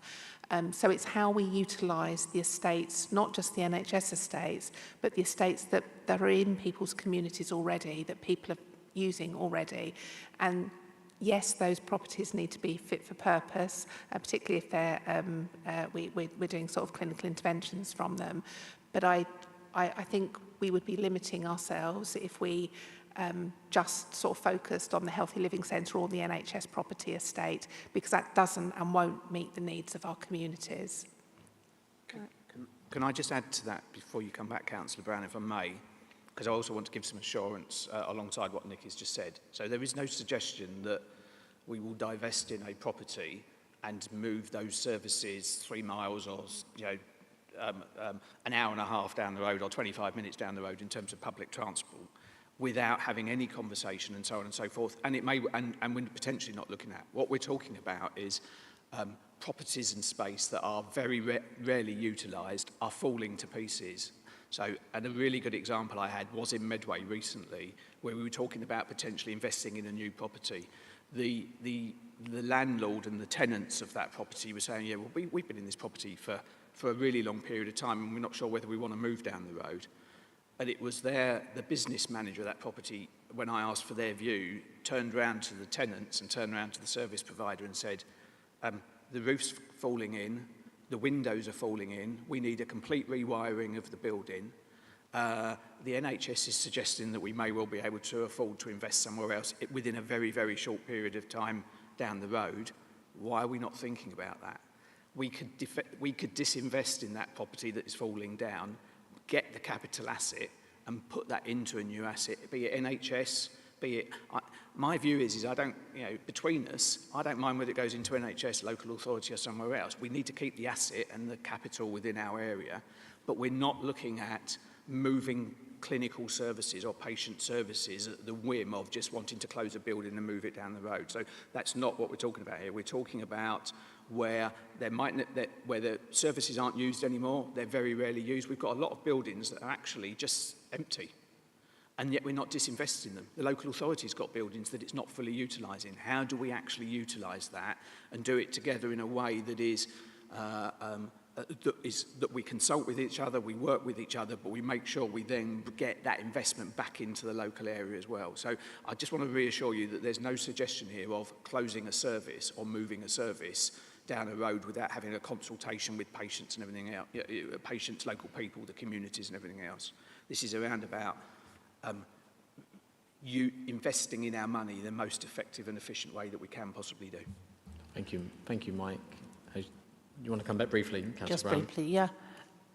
So will you be looking to the providers in those places to up the amount of hours that they're covering? Because part of the problem with underutilisation is that the providers are not utilising the buildings. The buildings are there. And if you just look at the numbers through the door per hour, whatever, it's not necessarily down to the NHS who own the building or the patients. It's normally down to the providers not providing the number of hours.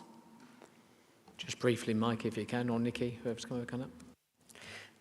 Yes, and we're looking through the whole integrated neighbourhood team process at the moment. We're looking at what's needed where and the hours that those services are needed. And we're very lucky that we've got very flexible and agile community provision within Medway who are very adaptable to making those changes. So this is very much linked to the clinical strategy.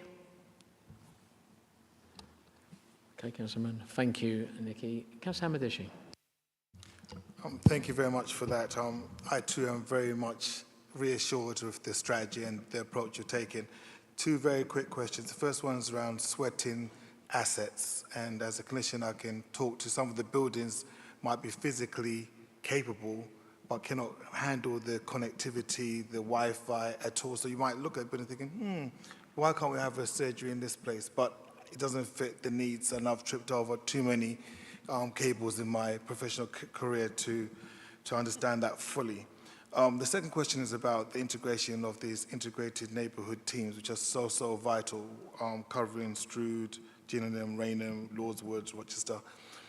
There's a growing swell of clinical expertise. However, we're disjointed. Many have been trained in different educational bodies, and there's nuances across all of those 5 towns, if you want to call them towns. How are we actually going to successfully change the way those teams work? If you take a look at even attracting staff, the pricing, the salary package will have to be looked into, or you get poached for organisations in Bexley or closer to London, where you get that London waiting. So there's a financial implication as well, and a model redesign. How are you going about doing that, and are you engaging with universities so that at least the newly qualified practitioners can work in a more integrated type of environment? I'll answer very quickly the issue on connectivity. I think it's a very quick answer, and then I'll hand over to Nikki for INTs. You're absolutely right. There are issues with connectivity, particularly again in our older buildings. Our new buildings are built with 21st century technology. You'd like to think they were anyway. A lot of our older buildings, the technology isn't there, and actually then trying to hardwire new technology in. So it is a real issue. It's one of the issues in terms of within primary care, within community services, there is investment both nationally through the NHS and locally in terms of improving connectivity.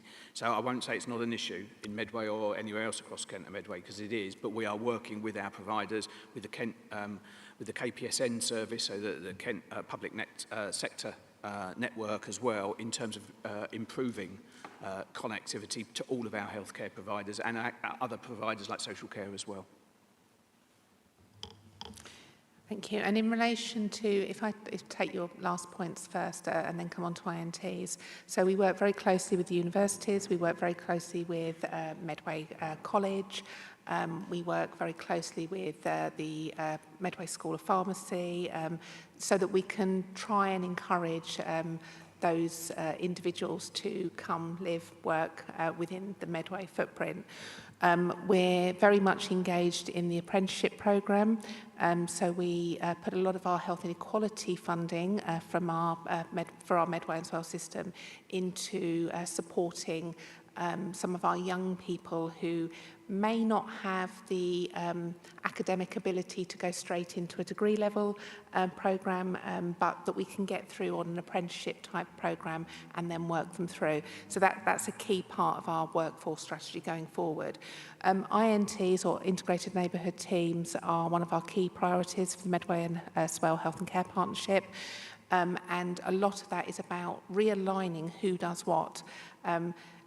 As a clinician myself, when you have a patient in front of you, often they could be seen by somebody else, and we need to move the acuity of patients back to the level where they should be seen. There is an expectation from our public still that you need to see a GP, for example, for a medication review. The best person to see is a pharmacist. So it's about re-educating the population and realigning that workforce. Again, we're quite fortunate with our workforce at our community provider within Medway, that they're quite a loyal workforce. There's not a significantly high turnover to that workforce. Slightly, obviously, a little bit more troubled with the acute, and the London waiting does clearly play into that, particularly with the medical profession. But INTs is not just about moving services, moving clinicians around. It's about moving the acuity of the patient as well, so different people are seeing and meeting the right person's needs. Councillor Hamadishe, if it's about, again, that connectivity is in place, so I am going to touch on that exact point and bring information back. So when I come to it, I'm going to probably bring that, I'll explain when I get to my point, but I think we're going to need more information on the neighbourhood teams, because I feel that it deserves that more information. So if that's okay, unless you had something you just wanted to put back to... Yeah, thank you very much. I'm reassured. If I could have one wish, speaking on behalf of many clinicians in the community, is support around vehicles, green vehicles, so that we can support communities. Too often we have to use our own vehicles, and the salary doesn't really match the expectation. We're supposed to be travelling to see people in green vehicles that are sustainable, outside of just leasing. If you're going to put that somewhere on your bucket list. Thank you. Thank you, Councillor. Thank you, Councillor. And finally, Councillor Mandarakis, you had something you forgot to say on your first bit. Oh, well, I'll be really quick. Sorry, I had my notes in a different colour, so it threw me off. This isn't estate-specific, but it is in the report about child self-harm. So it's gone from being better than average 2 years ago to now being kind of in parts 90% worse. I just wondered what's changed. I don't know if that's CAMS. Why? I don't know the reason why it's changed. I just know that we're a national outlier within the Medway area. So this is Medway specific, and it's we're an outlier that's not a contribution factor of COVID, because everywhere's had COVID, but we're we're in some areas, some wards 3 times the national average. And we are working very closely with colleagues. It's one of our key pathway areas for development. We're working very closely with Health Watch to try and get that understanding as to what the causes are so that we can tackle that issue. Thank you very much. Can I just say thank you for the report? You know, surprisingly, I'm not going to ask too many questions like I normally do. What I will say, though, I think is around the healthy living centres. I'm not totally convinced, but not in a totally negative way. So don't worry, Mike. But I feel we've mentioned Rainham Healthy Living Centre here so many times. And as Councillor Perfect said, I think we need to give it a bit of justice here because there is significant issues still ongoing there. And whether you're going to rename or whether you're going to revitalise the healthy living centres, whether you're going to change their name or whatever, I think the GP input is pretty low in some of them, and that won't change overnight. I'm not asking for the answers now, Mike, but we'll probably call back the healthy living centre element at some point just to get an update on it as part of the strategy, maybe, just to see what direction it's going in, because I feel that we might need to keep a close eye on that. Nikki, I was going to ask you about the community feel, and sometimes the community, all the organisations you're dealing with, some of them obviously do say that they don't know necessarily about some of the, i.e. the procurement exercise. They didn't know about some of the aspects of that. It's just a little bit from you for the reassurance that your community, the communities you deal with, are feeling reassured around the engagement process. I feel that's an important element. And finally, the integrated neighbourhood teams, I like the way it's been slipped in. It's such an important element. As Councillor Hamadish did say, I think the impact of that could be so meaningful for our community. I am going to ask the Vice Chair to put that down as a recommendation. And that comes back as a singular item with regards to the benefits it can give to each of the 5 communities you're mentioning there. And actually, what about the other communities that are not mentioned in there? I think that's an important question. So that's why, Councillor Hamadish, I did say there'll be more to come on that, and if that's okay. But on those first 2 points, Mike, you don't have to comment too much on that, but about the HLCs, but about whether you feel the future is bright on healthy living centres. I'm not going to give you false reassurance that we've resolved everything, because we haven't. Otherwise, there'd be people knocking on their door to move into the healthy living centres. I think the point I'm making is that we're looking at dynamic local solutions of really upping, and I'm completely aware of the issues in Rainham, so I'm aware of the other issues in Rainham as well, but it's not just about Rainham, it's across all the healthy living centres. I'm looking at a way of how we actually encourage people through, as I say, making it more affordable, making it more attractive to use those healthy living centres.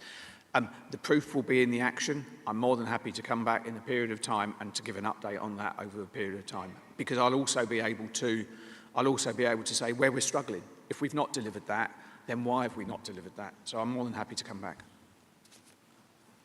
Okay, thanks, Mike. And Nikki, just briefly about the community feel. I don't want to fall, because I think, again, you do so much with them community organisations. I feel that's almost a night here. We could talk about that and about the community.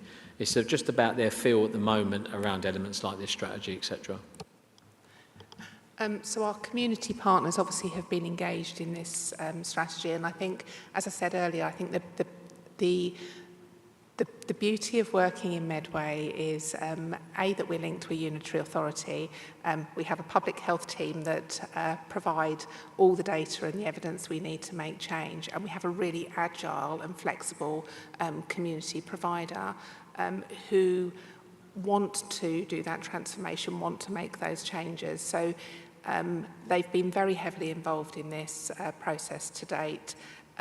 All the pathways, and it might be worth bringing back the delivery plan in its entirety, which has INTs on it, and it has our 6 priorities, if I can suggest that, Chair, because that would give a more detailed look at where we're going. Okay, so maybe we could attach that to the neighbourhood, the integrated plan as well. Maybe we could attach those two. Just finally, on the integrated neighbourhood teams, you may not want to answer right now, Mike may not want to answer, but obviously MCH are trialling that process. We have a procurement exercise going on within our adult services. could there be any risk towards those teams because of the procurement exercise, or the outcome of that procurement exercise possibly? We won't re-rehearse some of the conversations we've had about the community services procurement. The short answer to that is no, there shouldn't be, because we're looking at going out on a like-for-like basis to start with, recognising that any transformation that happens in the future would need to come back, particularly if it's material, to HASS, because there'd need to be a conversation around engagement, consultation, and so on and so forth. So, however, whatever we are looking to do in terms of that procurement and those services across the county, including within Medway, there shouldn't be a risk in terms of the services and the developments that are currently in place. Thank you, Mike. It's just something for you to consider, though, because obviously we're going to be calling Nikki back to talk to us about that team. And as a risk, if there's a risk element to that wonderful new programme or the wonderful development of that new programme, then I wouldn't want the committee to sit here for not necessarily an hour, Nikki, but not sit here to hear about a wonderful programme that then will be deleted, possibly, you don't have to answer now, but then possibly to be deleted and we don't see it moving forward. That's my only risk element on that. Okay. Vice Chair. Thank you, Chair. I move that we note the reports. Also, we arrange for a site visit for the Community Diagnostic Centre in Rochester, call back for a 6-monthly review of an update on the Healthy Living Centres, and also an update of the integrated community teams. Brilliant. Is that seconded? Seconded? Is that agreed, members? Agreed? Yeah. Okay. Thank you so much. Thank you, Nikki. Thank you, Mike. A little bit more positive than the last one for you, then, Mike. So. Okay. Scott and Kate are obviously taking the report as read, if you can, but just some highlights maybe. Yeah, hi. Thank you for having us here this evening to talk about the progress of the Medway and Swale social prescribing 5-year plan. Hopefully you would have seen when reading the document we're making some excellent progress against some of the aspirations that we've got within there, and we're reaching the numbers of residents that we were looking to aim to reach and improving their health and well-being. There have been some challenges around workforce, but that's felt across the system within the NHS. And there have been some challenges with some of the changes with regards to social prescribing providers within PCNs. However, this is a really good example of some excellent collaborative working that goes across different sectors, including us and the local authority, our NHS partners, primary care, and our VCS organisations. We have excellent engagement at all different levels, so that's with the Strategic Social Prescribing Group, the Leaders Consortium, which is made up of different social prescribing organisations as well as primary care, and right down to link workers who are on the ground seeing the patients, who come to our link worker forum to have peer support and education within that. So, yep, happy to take any questions on the paper at all. Members. Councillor Wiley.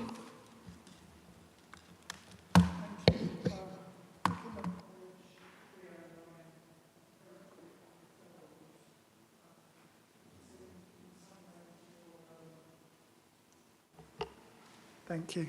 It seems in some ways you're suffering from your own success, that too many referrals, which makes it difficult, excuse me, to give them or pass them on to the appropriate service.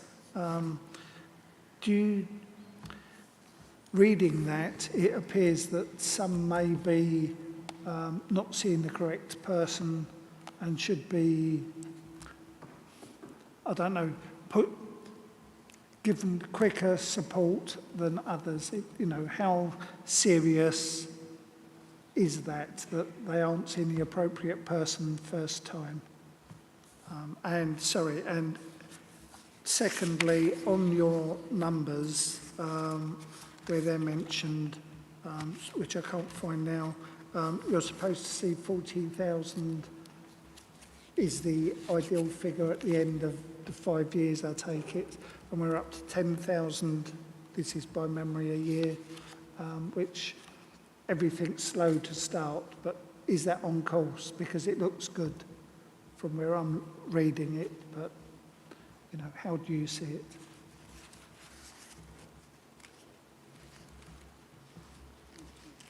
So why do you turn your mic? So your first question around the inappropriate referrals, when social prescribing was first started, there was probably a lack of understanding about actually what social prescribing could do and how it could actually support people. However, there's been a lot of work that's taken place since then, and you will see from the mitigations around that there has been some training that's been provided to different areas within the community, so GP practices, other people that might be referring into social prescribing, so they understand that. And we've led on pieces of that work, so that has improved. We also, within the link worker forums that we offer and the Leaders Consortium, there has been support in understanding what different services are out there so that people can be appropriately referred into the different services, so that becomes less of an issue that we're actually facing. There is still work to be done, but it is definitely a situation that has improved over the period of time. And there is ongoing support for social prescribing link workers as well to carry on that piece of work. And that's done from the peer networks that actually happen and from the education and training pieces that happen within the link workers. And if there are issues that we find are ongoing, the link workers will escalate that to us, to the Leaders Consortium, and then we escalate that to the strategy group. If I can come back on that, is there a particular area that gives more cause for concern than any of the others that would benefit from more support being put in? Excuse my voice. A locality area, you mean, or an actual particular area? No, for the person needing the help, a condition, I suppose, from that point of view. Is there a section, mental health, etc., etc.? Is there any one specific one that needs more help? Yes, and it's exactly what you said, it was mental health in the beginning. So we have worked with the Health and Care Partnership, and the mental health teams have come into the link worker forums, and they've provided training on the different services there, but it was mainly around actually the complexities of some of the people that were coming in, especially post-COVID, when we were finding that actually a lot of people that were engaging in services, their mental health conditions had worsened over that period of time. But the Mental Health Together pathway that's being developed now is helping support that. And so we have different people from different organisations that will come and present and help support the link workers in doing kind of onward referrals and greater support for those individuals. But it was, as I guess you suspected, around the mental health element. Your other question, which was regard to numbers, so our aim is to see 40,000 people accessing the service by 2027. We've actually seen 16,348. At the moment, that data is slightly incomplete, and that's just around some of the changes that we've just seen within PCNs and the social prescribing providers within that. However, there is a workaround to address that coming forward with the new JOY application that's going to be in place within primary care. So we are on target to hit seeing that number of people. Thank you. Thank you very much. Thank you, Councillor Wiley. Councillor Jackson. It's just a quick one. It says estates capacity, and it says that the link workers are finding it difficult to find the appropriate spaces for clinic. Would not the empty spaces in the healthy living be ideal to tap into? Yeah, that's the 20th of September meeting, part of that. I don't want to spoil the surprise for Mike et al., but exactly that. We think there's an obvious win there. So it's just about joining the ducks up, I think. So hearing Mike talk about the state strategy, perfect fit, I think, to solve that problem. Brilliant. And just to add to that as well, there's been some fantastic work with our other partners. So sometimes the healthy living centres aren't the right place for people to go into because they might be more localised in areas like where they wouldn't be able to get out to healthy living centres. But we've had some really fantastic joined up working with places like libraries where they've been willing to host the link workers so they can hold that in a more local venue that suits the patient's needs. And that's been working really, really well. And we've been able to help facilitate that through the different groups that we've been operating with. So that's just an example of some of this really good collaborative working that's come out of this piece of work. Thank you, Kate. Thank you, Councillor Jackson. Councillor Hamadeshi. Thank you very much, Kate, and I'm very, very happy. This is one of my key drivers for being in health, to amplify social prescribing. It is the future. Even though it's got the worst name going, I don't know how we came up with social prescribing. It makes no sense. So we need to change that, but I guess it's a long-term thing. It was the Joy app. And I think it should have been more front and center about how transformational that app is.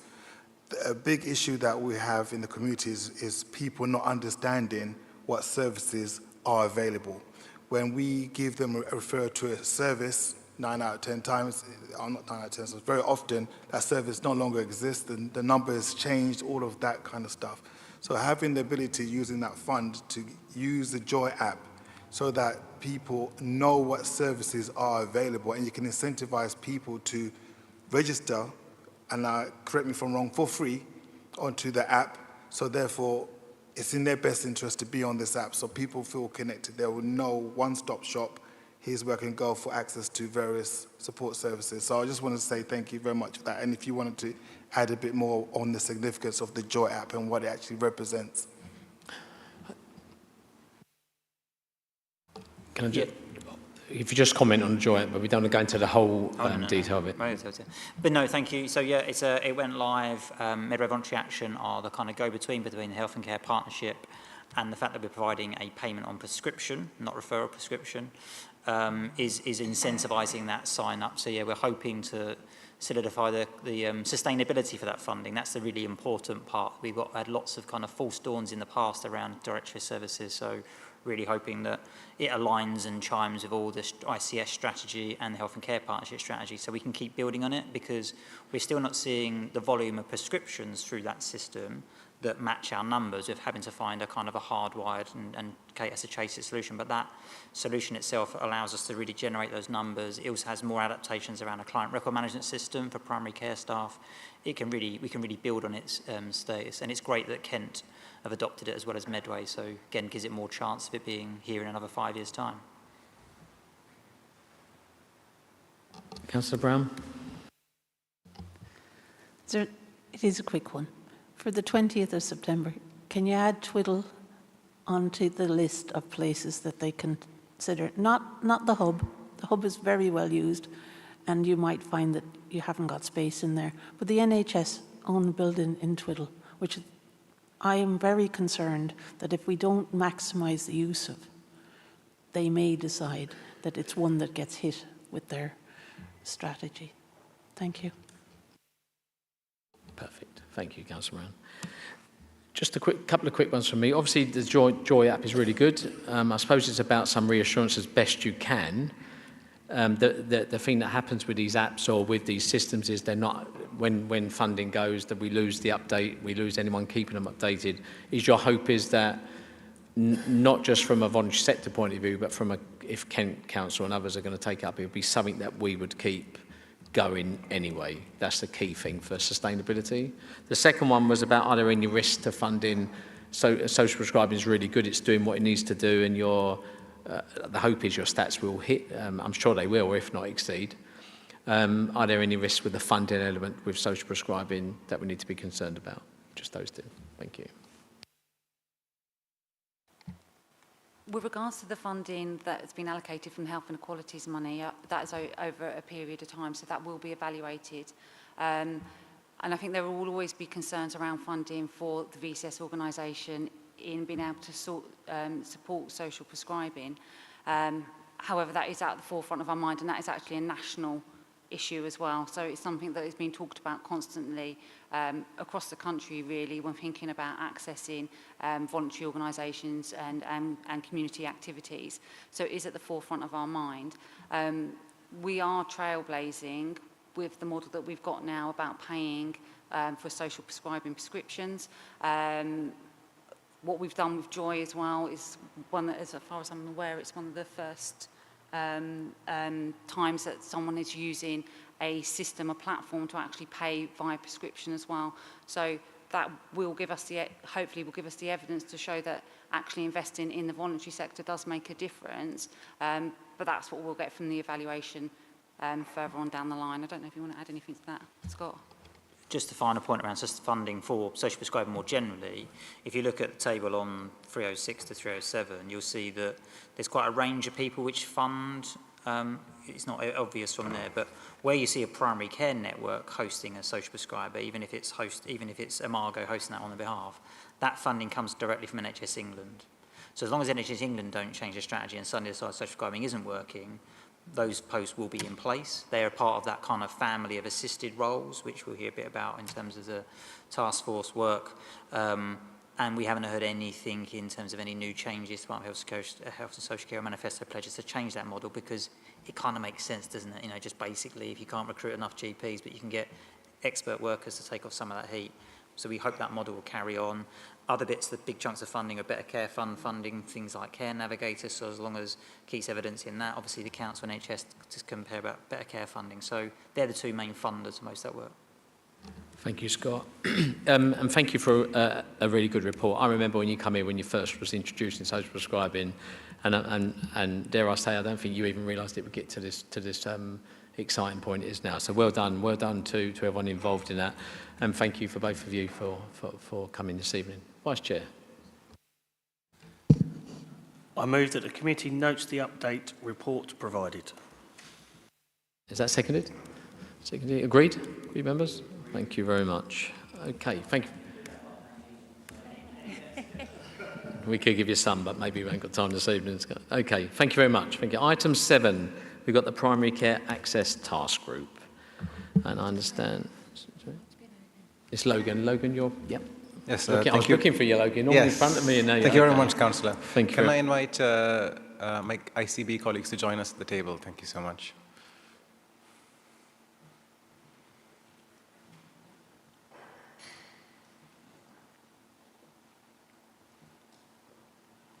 So thank you, everyone, and thank you, councillors, for inviting me. So for those of you who don't know, my name is Logan Manikam, a public health consultant, and also a locum acute medical doctor at MFT.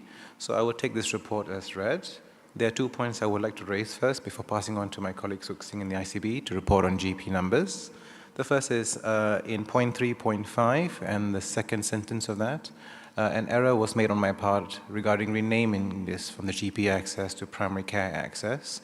And I would ask you to disregard this and continue using GP Access Task Force as the main headline title of the report. The second bit is in item 5.4, specifically about providing an update in 12 months. I understand that task groups are time limited. It reports back to HASC when actions are ongoing and when actions are complete. From our perspective for the task force, we believe that the actions and recommendations are complete. However, due to the very evolving nature of GP access and primary care access, we were unsure as to what are the next steps for this task force. And so on balance, I included a point to come back again in 12 months, but the question remains as to what is the best course of action. And before I open the discussion, I'll just pass on to my colleague Suksing to just provide an update on GP numbers. Thank you. Thank you. So I'm Suksing, I'm a Director of Primary and Community Care at the ICB.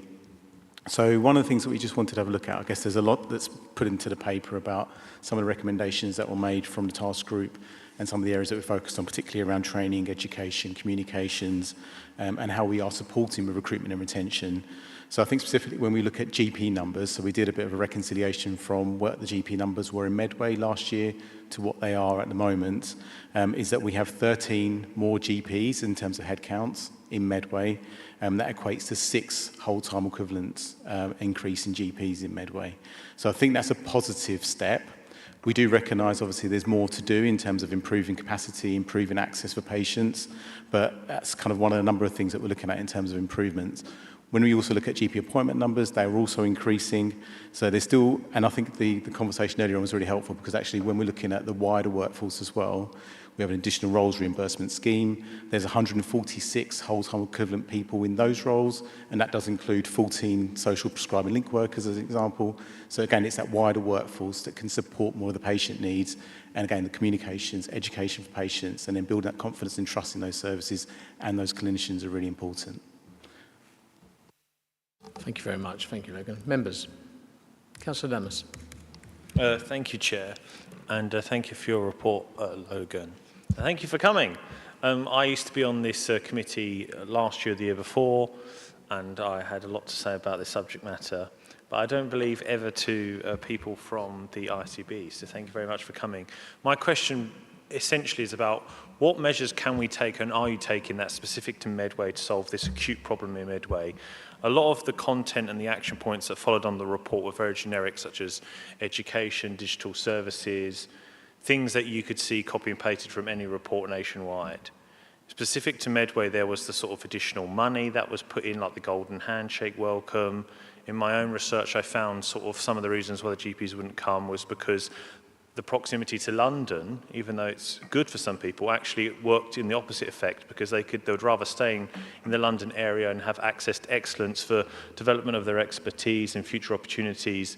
What joined up thinking could we do with the opportunities in London so that GPs can work in Medway but still access the centres of excellence that exist in the London area?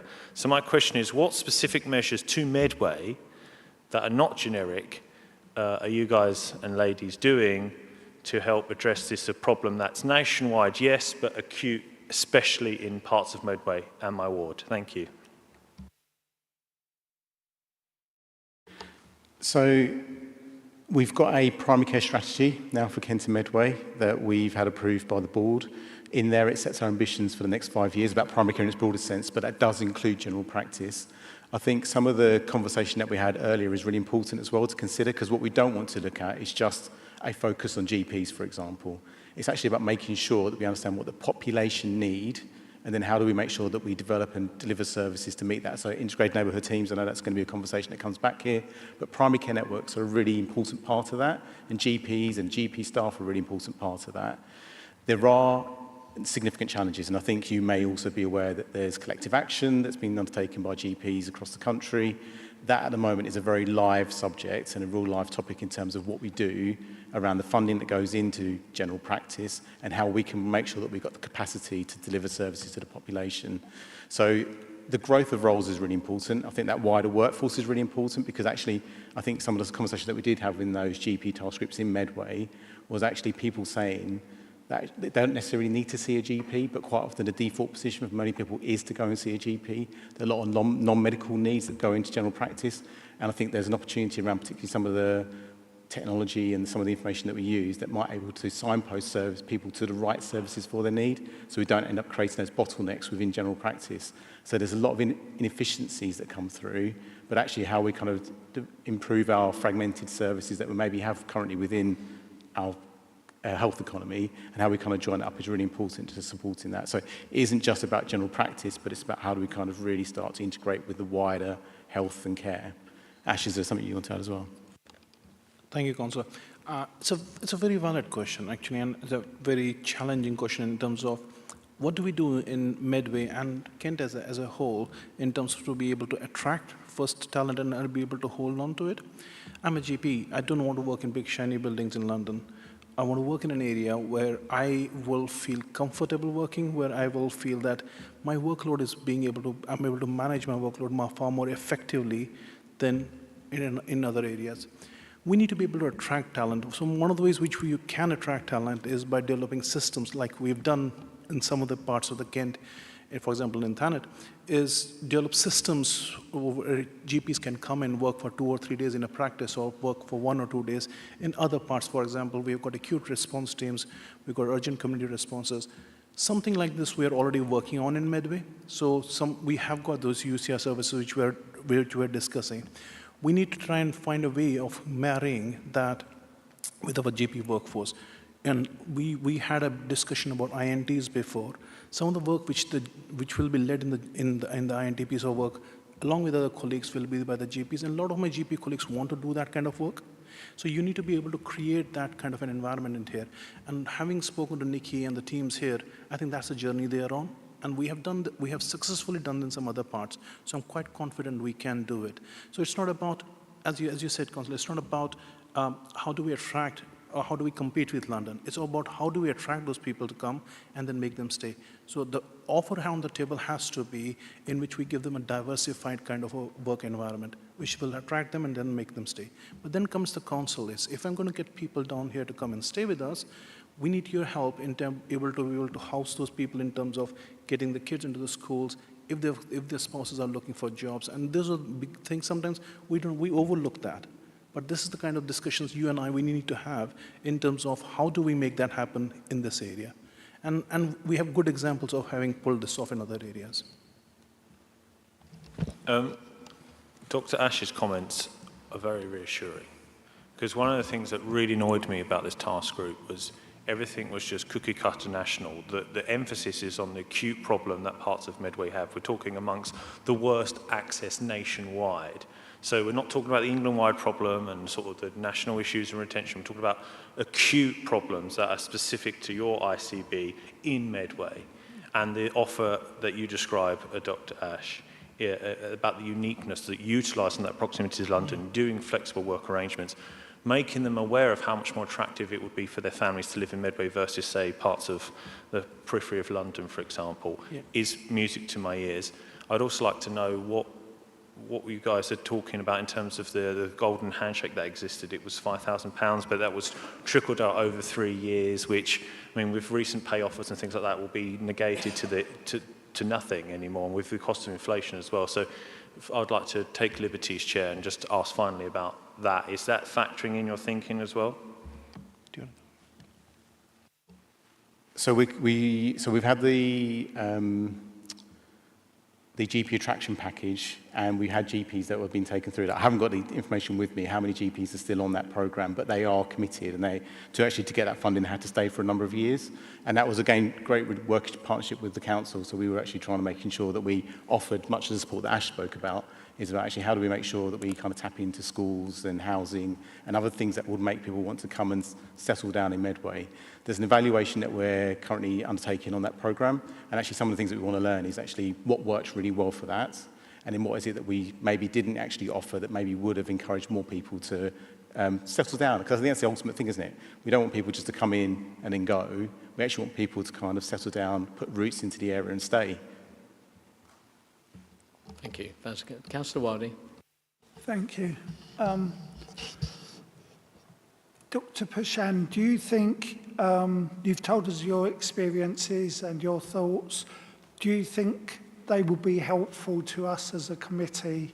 And I assume your answer will be yes. Yep, so assuming it is yes. Answer is yes, because of my experiences, because we have done this thing before.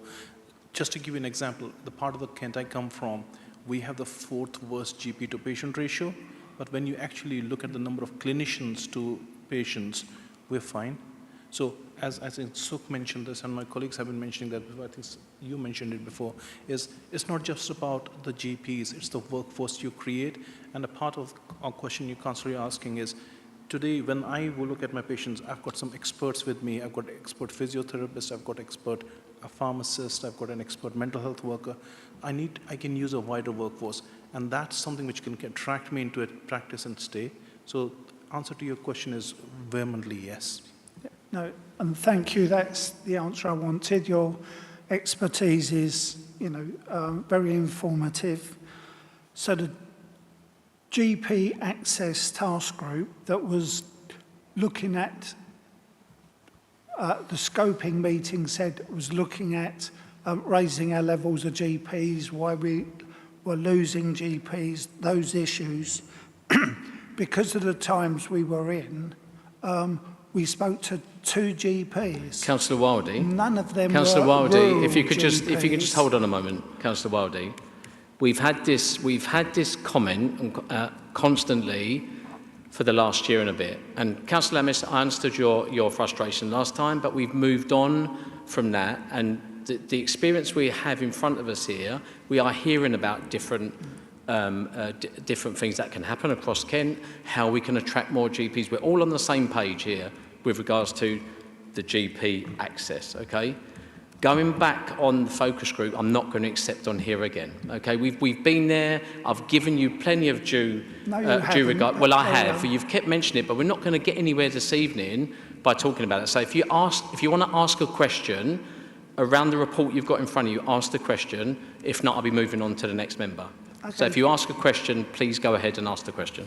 Thank you. You've mentioned the number of GPs within Medway. In 2017, we were well over 100. and we've lost 20 since then. As I think you said, we've now got 8 more GPs. I asked for the number today and it was 86, so we're still 20, nearly a fifth, not perfect maths, less GPs than we had in 2017. We had a report, a briefing note to this committee, briefing note number 9, year 21, where it said it is estimated about 40% of GP consultations could be managed by new and additional roles, and then it goes on into more details, which is basically what this report says, but we were already doing that, and nearly every recommendation that we are looking at in this report was already happening, which is why I believe we should have had more recommendations on how better to improve our GPs and our GP access.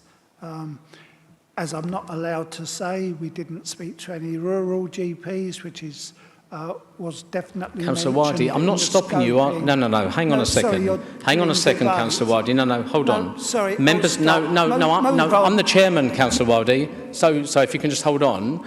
I'm not stopping you asking questions. I don't do that on this committee.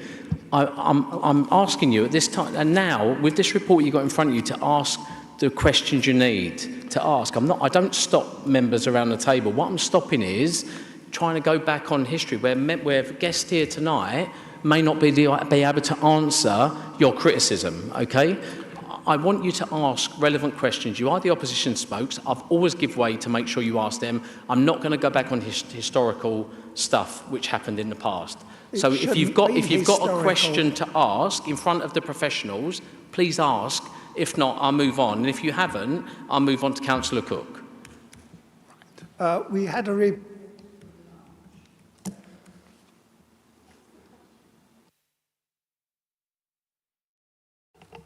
Thank you. My mic stopped working. We had a report in March, the Integrated Care Strategy update, if I'm allowed to refer back to that, when over 50% of people were unhappy with getting a doctor's appointment. Now that's including all the other services they can go to. Over 50% of people are unhappy with the way they have to wait on the phone, etc., etc. We all know the issues. A computer system that breaks down or doesn't ask the right questions, etc. You know, people are very unhappy with the service they're receiving. Don't you think that we should at least look at, if you've got a task group that's designed to look at finding more GPs, that is what we should be concentrating on? That's basically the question. But the question is regarding what would we have done in a task group. So, Councillor Cook. Thank you, Chair. I wanted to move on to the Appendix 1. I found it really helpful. Obviously, I'm a bit newer to this area, and it was really helpful to see strategy into action. And I found that incredibly useful in terms of a huge amount of work that had been completed. So firstly, just congratulations to the team. I'm involved in adult learning and development myself. A lot of this work, it's a one-liner, and I can see it must be hours and hours of work. My question was around the kind of progress at 100% all the way through, because I can see that things have been carried out, and I can see the comment at the top around this being reviewed in 12 months. And I'd personally like to know more about not just that an action's happened, but about the impact of the action. So some examples would be, for example, around the patient compassion training, numbers of people that actually took that up, how helpful they found that to be, how that then was implemented into patient feedback, area 11 around implementing telephony and how that might actually be going on to impact the work. So I just wondered where we went next from the 100% progress something's happened into the impact that that's actually had. Thank you very much. Thank you, Councillor, and I think that's a very valid point. So I think the progress percentage is a very abstract figure in itself, and that's also why I felt important to come back with an update, and also thank you for that. That's something we'll definitely incorporate and take into the next report, whatever shape and form it goes to. Thank you. So, thank you everyone, and thank you Logan. Look, for assurance, we all want better access to our GPs in Medway, and we know there's a problem. So, you know, across both sides here, and I always try and keep it non-political, we know there's an issue. We know there's an issue, and we know we've got to improve. And I feel that GP access, Logan, that we're talking about, there's the 14 recommendations being achieved. Okay, I think this committee would definitely want to see and maybe learn some of the aspects about how we attract more GPs, what they do in other areas, how we assure that. I think we need to do that going forward. And whether it's focused, if it's acceptable for members, whether it's focused on the GP access and learning by those, not necessarily all of those golden handshakes, but learning how we attract more. I'm getting a sense that this is what that committee would want to do, because at the end of the day, like Councillor Wiley was saying, if I go and pick up that phone tomorrow, I can't easily access my GP, right? So, and that's not the GP's fault. So I feel that maybe, yes, we achieved all of the 14 recommendations, whether they were agreed or not, we did achieve. There's some of the points that Councillor Cook raises is really important, but going forward, if members agree, I think we need the reports coming back about how we focus on that access, and not just I know we're still called the GP access, but it's not just the GP, it's that primary care element as well that I feel if it knits together, like we were saying earlier about them neighbourhood teams, etc. If it all knits together in the community, then I think the access for all of us will be more beneficial. Councillor Wiley, do you want to come back on something? A quick point to agree with a comment you just made. It's no criticism of the GPs we've got. It's criticism of the numbers of the GPs that we haven't got. So, thank you for every GP we've got within Medway, but yeah, we need more. Good. We agree, Councillor Wiley. On that, yes. Good. I do think the we agree committee on that, should so actually we're doing all right. We've got harmony tonight now, so we're okay. Okay, thank you so much. Vice Chair. I move that we note the updates and progress achieved in implementing the recommendations set out in the Primary Care Access in Medway Task Group June 2023 report. And just adding on, sorry Vice Chair, my fault, just adding on the bit about the focus being on the GP access going forward, whether it's a 6 month or whatever we need. We can discuss that offline maybe, Councillor Wiley, how we might want to do that, and Councillor Crozier, how often we would want that to come back. Chair, could I just make a comment? I was going to ask a question, but I didn't realise you were going to move on there. I meet with my GP regularly just to find out whether there's anything, how he sees the improvement. We were talking about the e-consult system, and I know that he was in the trial you did with it, and he was telling me that it was costing him £12,000 a month for the service, to buy the service, and didn't want to use it. I don't know whether you'd had similar sort of comments from other GPs, how they'd got on with e-consult, whether it was worth its money. Ash, did you want to comment briefly on that? I know it's Can I come very briefly with that? It's I can't comment on the price. In personal experiences, we've done the similar thing. We've gone with a different product called Anima, and we're paying for it ourselves at present because we just wanted to experiment something. And I was talking to Sick about it. It's not about getting a product. It's about how you implement the change and drive the change. Sometimes digital first could be a very good thing. And our experiences and experiences of some of the people who are running that product are actually showing it really helps with the front door and also helps with the 8 o'clock morning rush. So, but important thing for us as an ICB or an HCP would be help implement that change, which when people go and do this digital front door, whether that's an e-consult product or whether it's an Anima or any other product, but it's how you bring about that change that's going to be critical. But it'll be very hard for me, Councillor, to say regarding the price, because the price we're getting is slightly different, even though we are paying from our pocket too. Thank you so much. Okay, so we've got the Vice Chair recommendation. Is that seconded? And agreed? Agreed. Thank you. And thank you so much. I know you're not running yet, unfortunately. Thank you so much for your report. And thank you, Logan, for everything you've done so far. Thank you. Item number 8, please. Update on pharmacy and dentistry services in Medway. Thank you. Also got my colleague Louise Matthews joining for this item. So this paper follows on from the meeting in March when we presented an overview of dentistry and pharmacy provision in Medway. And I think there are 6 areas that the committee particularly wanted us to focus on in terms of the update. So the first one is around the time spent on clinical services and community pharmacies and the costs associated. So in Appendix 1, we've kind of got that breakdown. I think just to put into context, because I just thought it'd just be helpful just to highlight some of the numbers. So we had the community pharmacy consultation service until 23-24, and that's been superseded by Pharmacy First. I think when you look at combining those services for 23-24, that's over £340,000 that's been spent in Medway on providing those 2 services. So I think it's, again, we just need to make sure we make best use of community pharmacy, and we're working really closely with the local pharmaceutical community to make sure that we support them with that. The second point was on around the community pharmacy contraception service and the provisioning within Medway.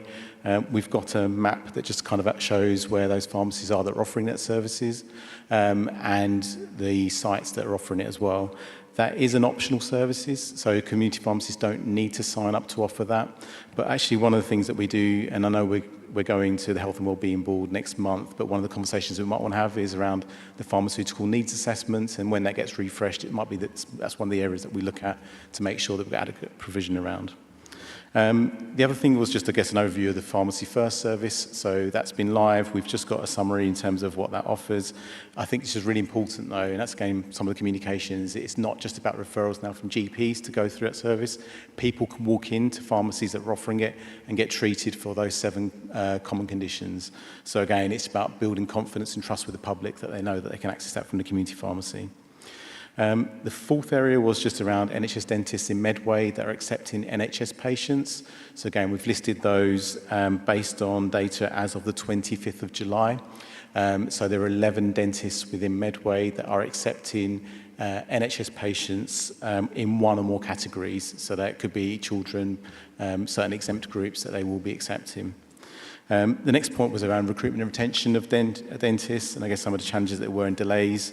So the process has been sped up, and we've just given an overview of some of the challenges that exist. And it's a new target to get people provisionally registered within 3 weeks of application. But I think some of the challenges that we do have is around DBS and, disclosure and barring service and occupational health clearance. And I think there's a balance between safety being a priority and making sure that we've got rapid progress around that. And again, there's improvements being made. And then the final point was around a new patient premium that's been introduced. Just a typo that we did have in the report. The scheme will run from the 1st of March 2024 till the 31st of March 2025, not 2023 to 2024. So that's just included in there. But I think one of the things I just wanted to point out, we have got a report that shows new adults and new children seen through 24-25, and that has an improved uptake compared to 23-24. So again, we're hoping that is an indication of some of that initiative. Just one thing we haven't mentioned that's not in the report was around Golden Hello, similar to the GP attraction package. We have a similar program for dentists. So we submitted expression of interest. And we, as an ICB, we're looking to offer 10 of those currently within Kent and Medway. 3 of those are within Medway that we're looking to target. So we're looking to see what we can do. And again, it'll be evaluating what the benefits and impact of those people coming into dentistry and what that offer might be that will support them.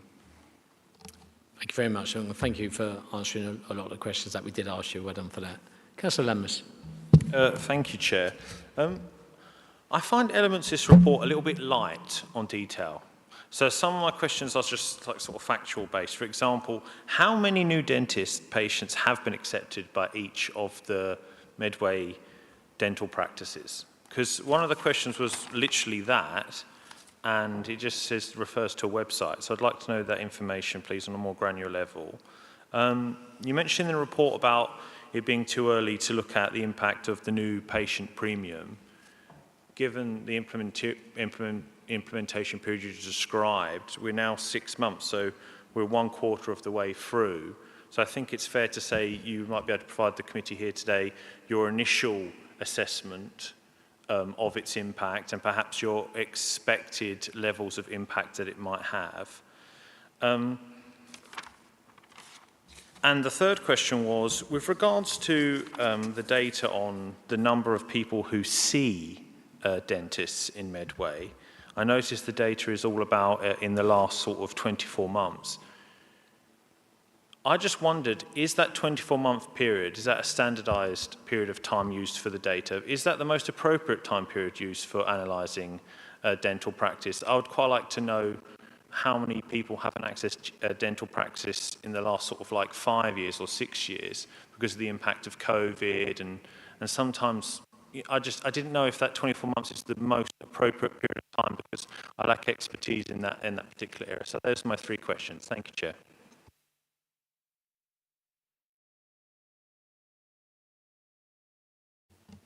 Okay, I'll try and answer your questions.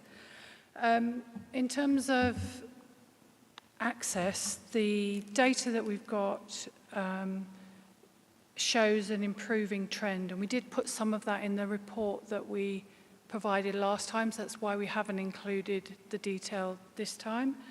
But it does show that, as you'd expect, there was a dip in around 2020, particularly around April to June, and then it shows that we're starting to gradually increase going up.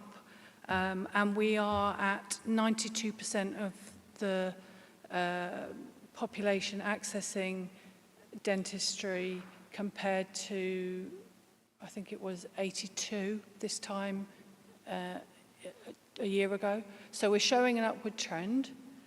In terms of the number of new patients and the 24-month data, it's the only data set we currently have access to. And so that's a standard report that's provided through NHS Business Services Authority, and so that's what we've used. There is a push nationally to try and look at what more granular data can be provided around the new patient scheme, but actually it's not yet been disaggregated down to an ICB level, so I'm afraid I don't have more data. I'm sorry, there was a third question. What was the third question? So how many dental patients have been accepted by each dental practice in Medway? We don't have that. You don't have that data. And in terms of the 6-month assessment of the new patient premium, 1 quarter through the implementation of this scheme's life, you don't know the data on that either? No, all I can give you is the percentage data that we've got, which is presented in the report, which shows that the proportion has increased, but I haven't got the data that sits behind it. I mean, do you have, as the ICB, do you have any insight? What is your feel for the success of the scheme? Do you have any sort of unofficial insight into that? My personal view, not necessarily the ICB's view, is that I don't think it's that successful. I think that there is potentially some game playing going on with dental practices that have got an unofficial waiting list, so they're taking people on there. They're not making, from there, sorry, they're not making it known on the nhs.uk website where the data is published that they're actually open to patients, so they're being able to pick and choose, and they're picking perhaps the more easier patients. But I don't have the evidence, that's just my instinct saying that. All right, thank you, Chair. I think the point I've taken away from that for the committee is that there is a huge lack of insight into the granularity and the detail and the serious problems we experience in Medway in this, and it's quite alarming. Thank you, Councillor Amis. I will touch on that when I close as well. So, any other member? Councillor Jackson? Thanks, Chair. It's just another quick one. I've just looked at it and I might be missing something. Do we have any figures about the amount of usage that people are using the pharmacies for them 7? There doesn't seem to be any figures. Are we recording how useful this service is? We have got that data. I think, Lisa, we kind of provide a lot of detail, I think, at the March meeting. I think we just come back today just to answer the follow-up questions, but we can provide, I guess, just an updated report in terms of numbers of people that have been treated around those 7 common conditions within community pharmacy. We have got information around that. Could we be sent them? Yeah. Is that right? Thanks. Councillor Jackson, I'll ask the Vice Chair to put it down for a briefing on that, for that data around the take-up at pharmacy. That's what you asked for, isn't it, of the services? Yeah. Thank you. Councillor Wiley. Yes, thank you. Do you know is there any particular area which is still struggling more than the rest to get access to a dentist?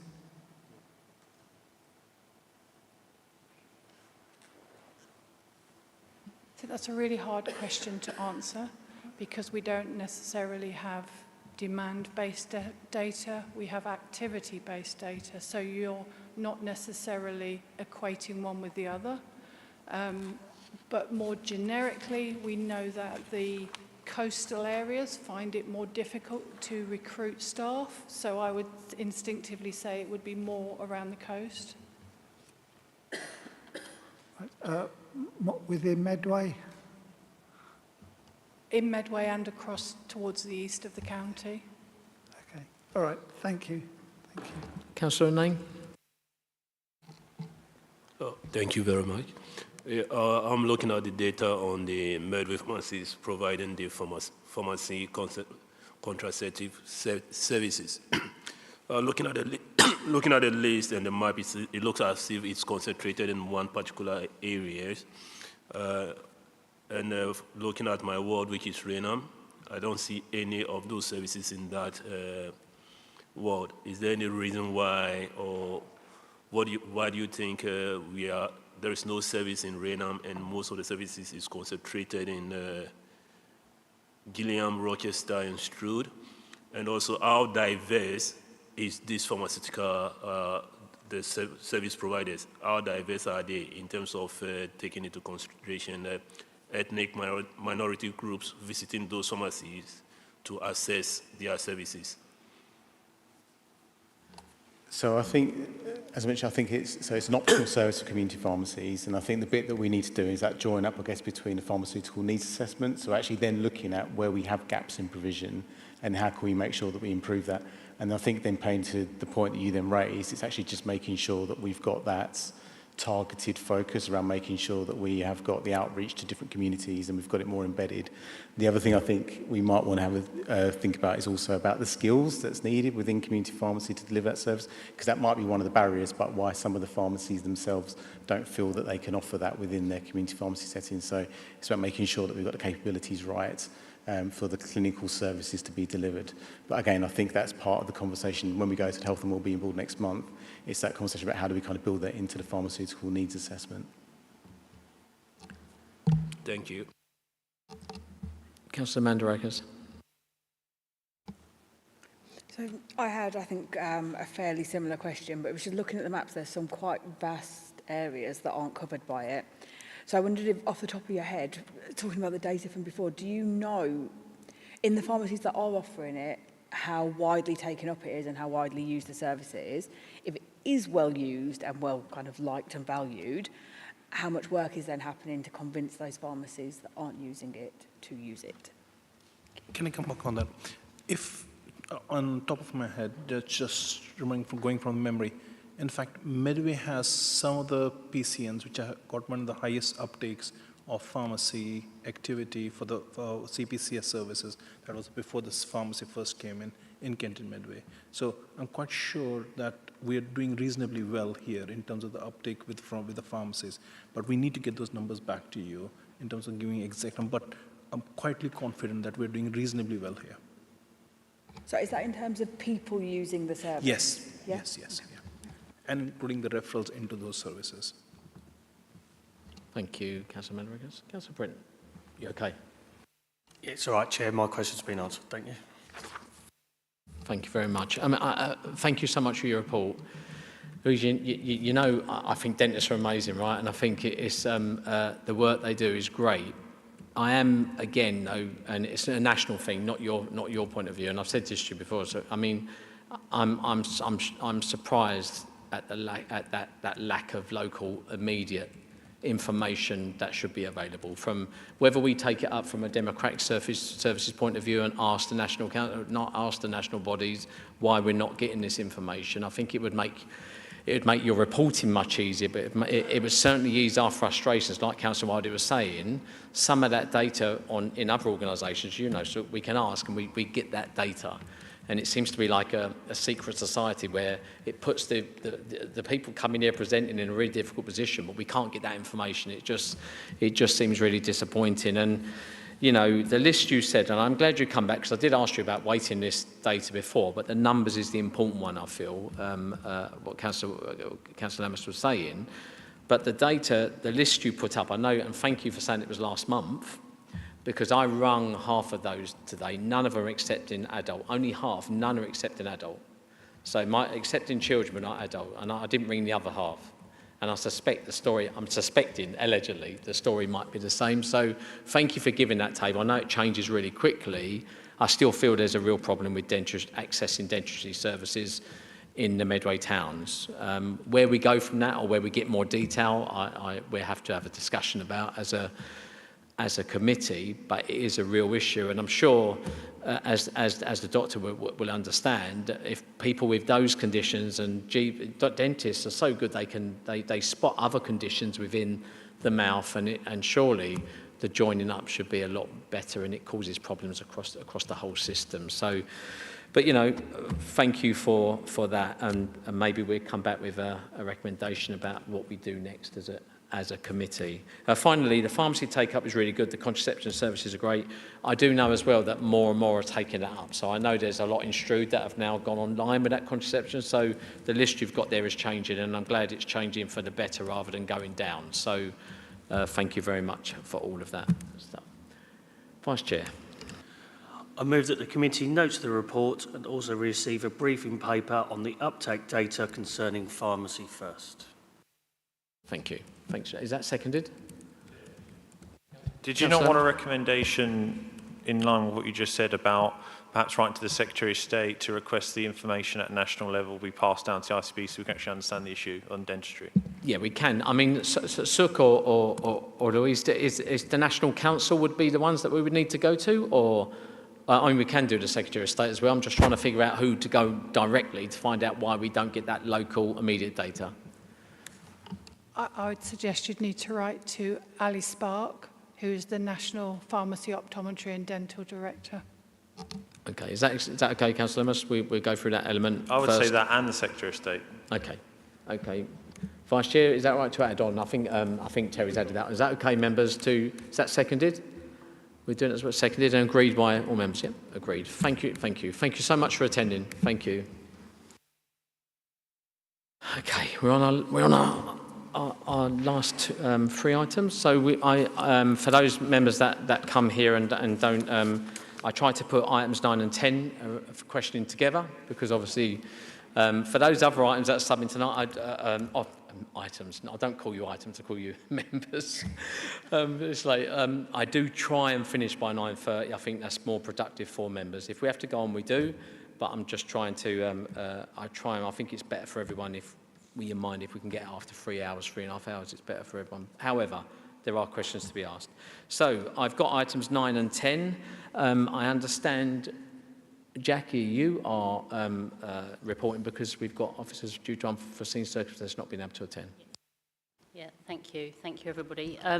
So I've been able to share that. Unfortunately, practically all of our finance team currently have COVID, so aren't able to be here today. So you have me acting as finance and the Assistant Director for Adult Social Care. So I'll answer any questions that I can, but anything else that you need to know that if I'm not aware of, I will take back. So first of all, the first report is around capital budget monitoring. So it details results of the first round of the capital monitoring relating to the schemes within the remit of this committee. The full report was presented to Cabinet on the 30th of July and summarises projections made by budget managers in June. The report summarises the projections for the whole council and how the programme is funded, with the forecast position an underspend of 4.665 million against a total capital programme of 324 million. Section 5 on pages 349 and 350 set out the schemes within the remit of this committee, and as you can see, that is projected to be completed within the available budget. Just to note that scheme is Family Hubs and the Start for Life scheme, so is also reported in the reports to Children and Young Persons Overview and Scrutiny, as it contains elements of both children's social care and public health.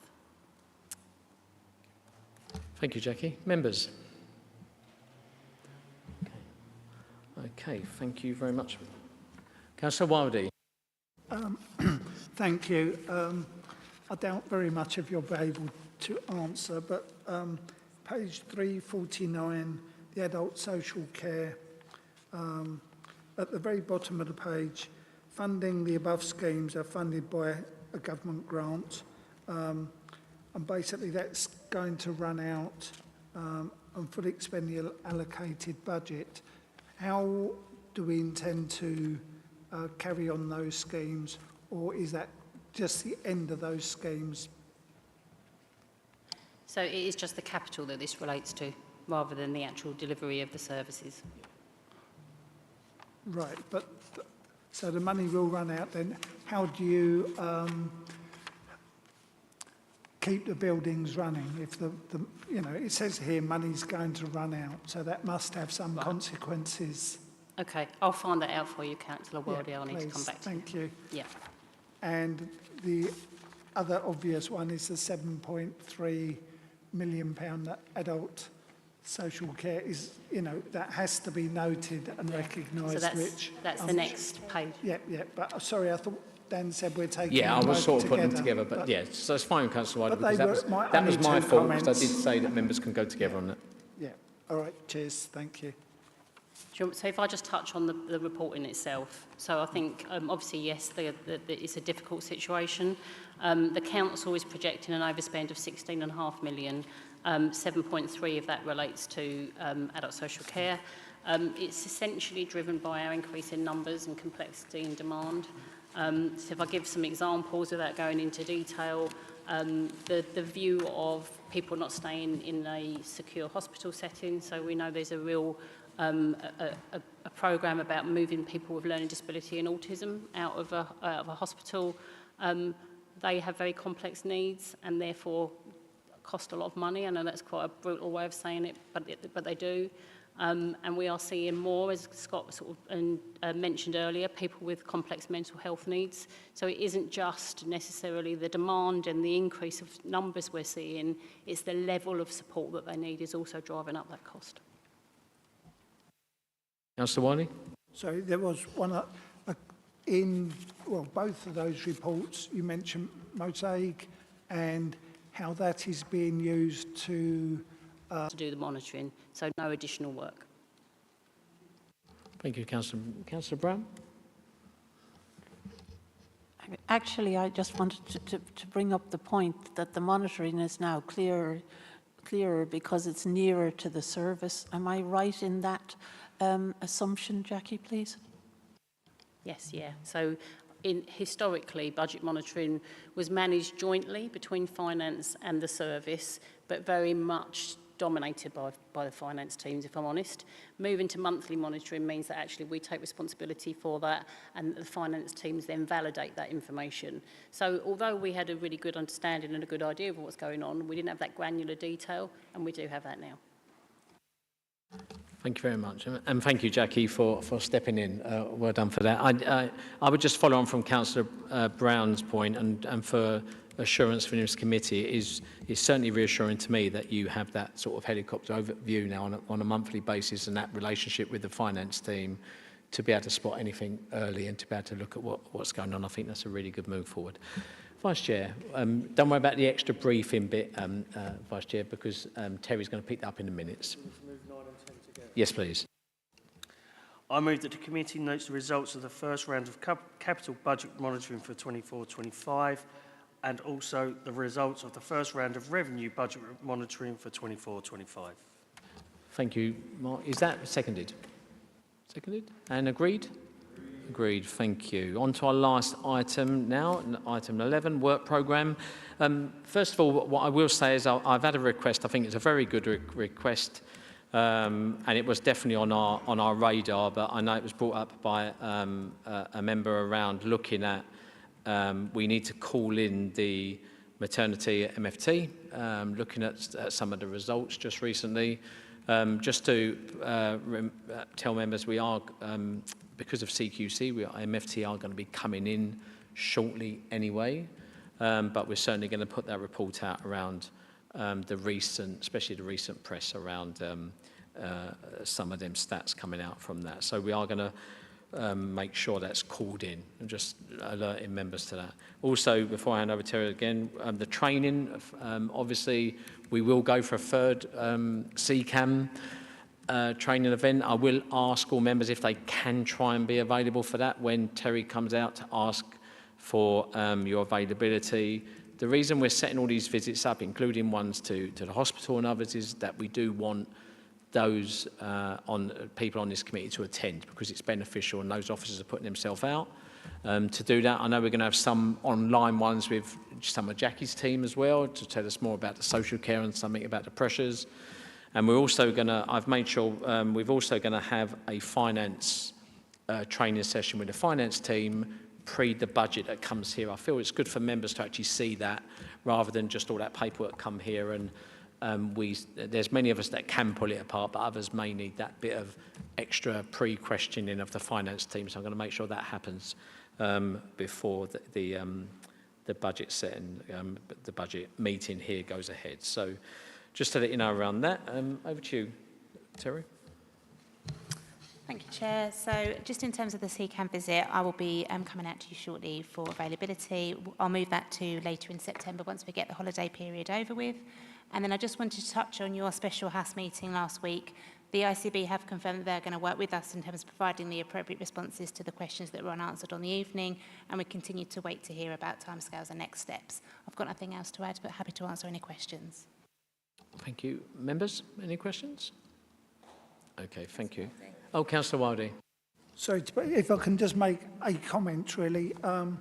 At page 362, at 4.2, stroke provision, it was requested in order to provide a full and more detailed report, this item be deferred to the following meeting in October. Can we ask again that we get a full report, just to make the point that with the Children's Commissioning last time, 8 pages, I'm still very annoyed about that, but make sure that we do get a proper report and again, emphasise the point, please. Thank you. And just to make sure, obviously, again, I will say this evening, there is harmony between us sometimes, Councillor Wadley, because I totally agree with you. The 8 pages was an insult to this committee. Yeah. And the reasoning that we're waiting for October is because they wanted to bring us back a much better idea of what's going on with that decision. But we will certainly push it and make sure that you're in the pre-agenda, so we make sure that what we get, if it's not suitable, then it won't be, they will have to get that work done before they come to this committee. Yeah. We're not going to let it go past October this time. No. So just to I know you made that point at pre-agenda, as we both did. As you say, we do agree sometimes, but yeah. Let's not make a habit of it, but yeah, we do Certainly agree. Not. Okay. Okay. Is Vice Chair? I move that we agree the work programme as set out at Appendix 1 to the report, subject to accepting the proposed changes outlined in italic text. Is that seconded, members? And agreed? Agreed. Can I like to thank all the subs for this evening. Nice to see you. Nice to see you attending. Thank you very much for that. And at 9:23, the meeting is closed. Thank you. Thanks very much.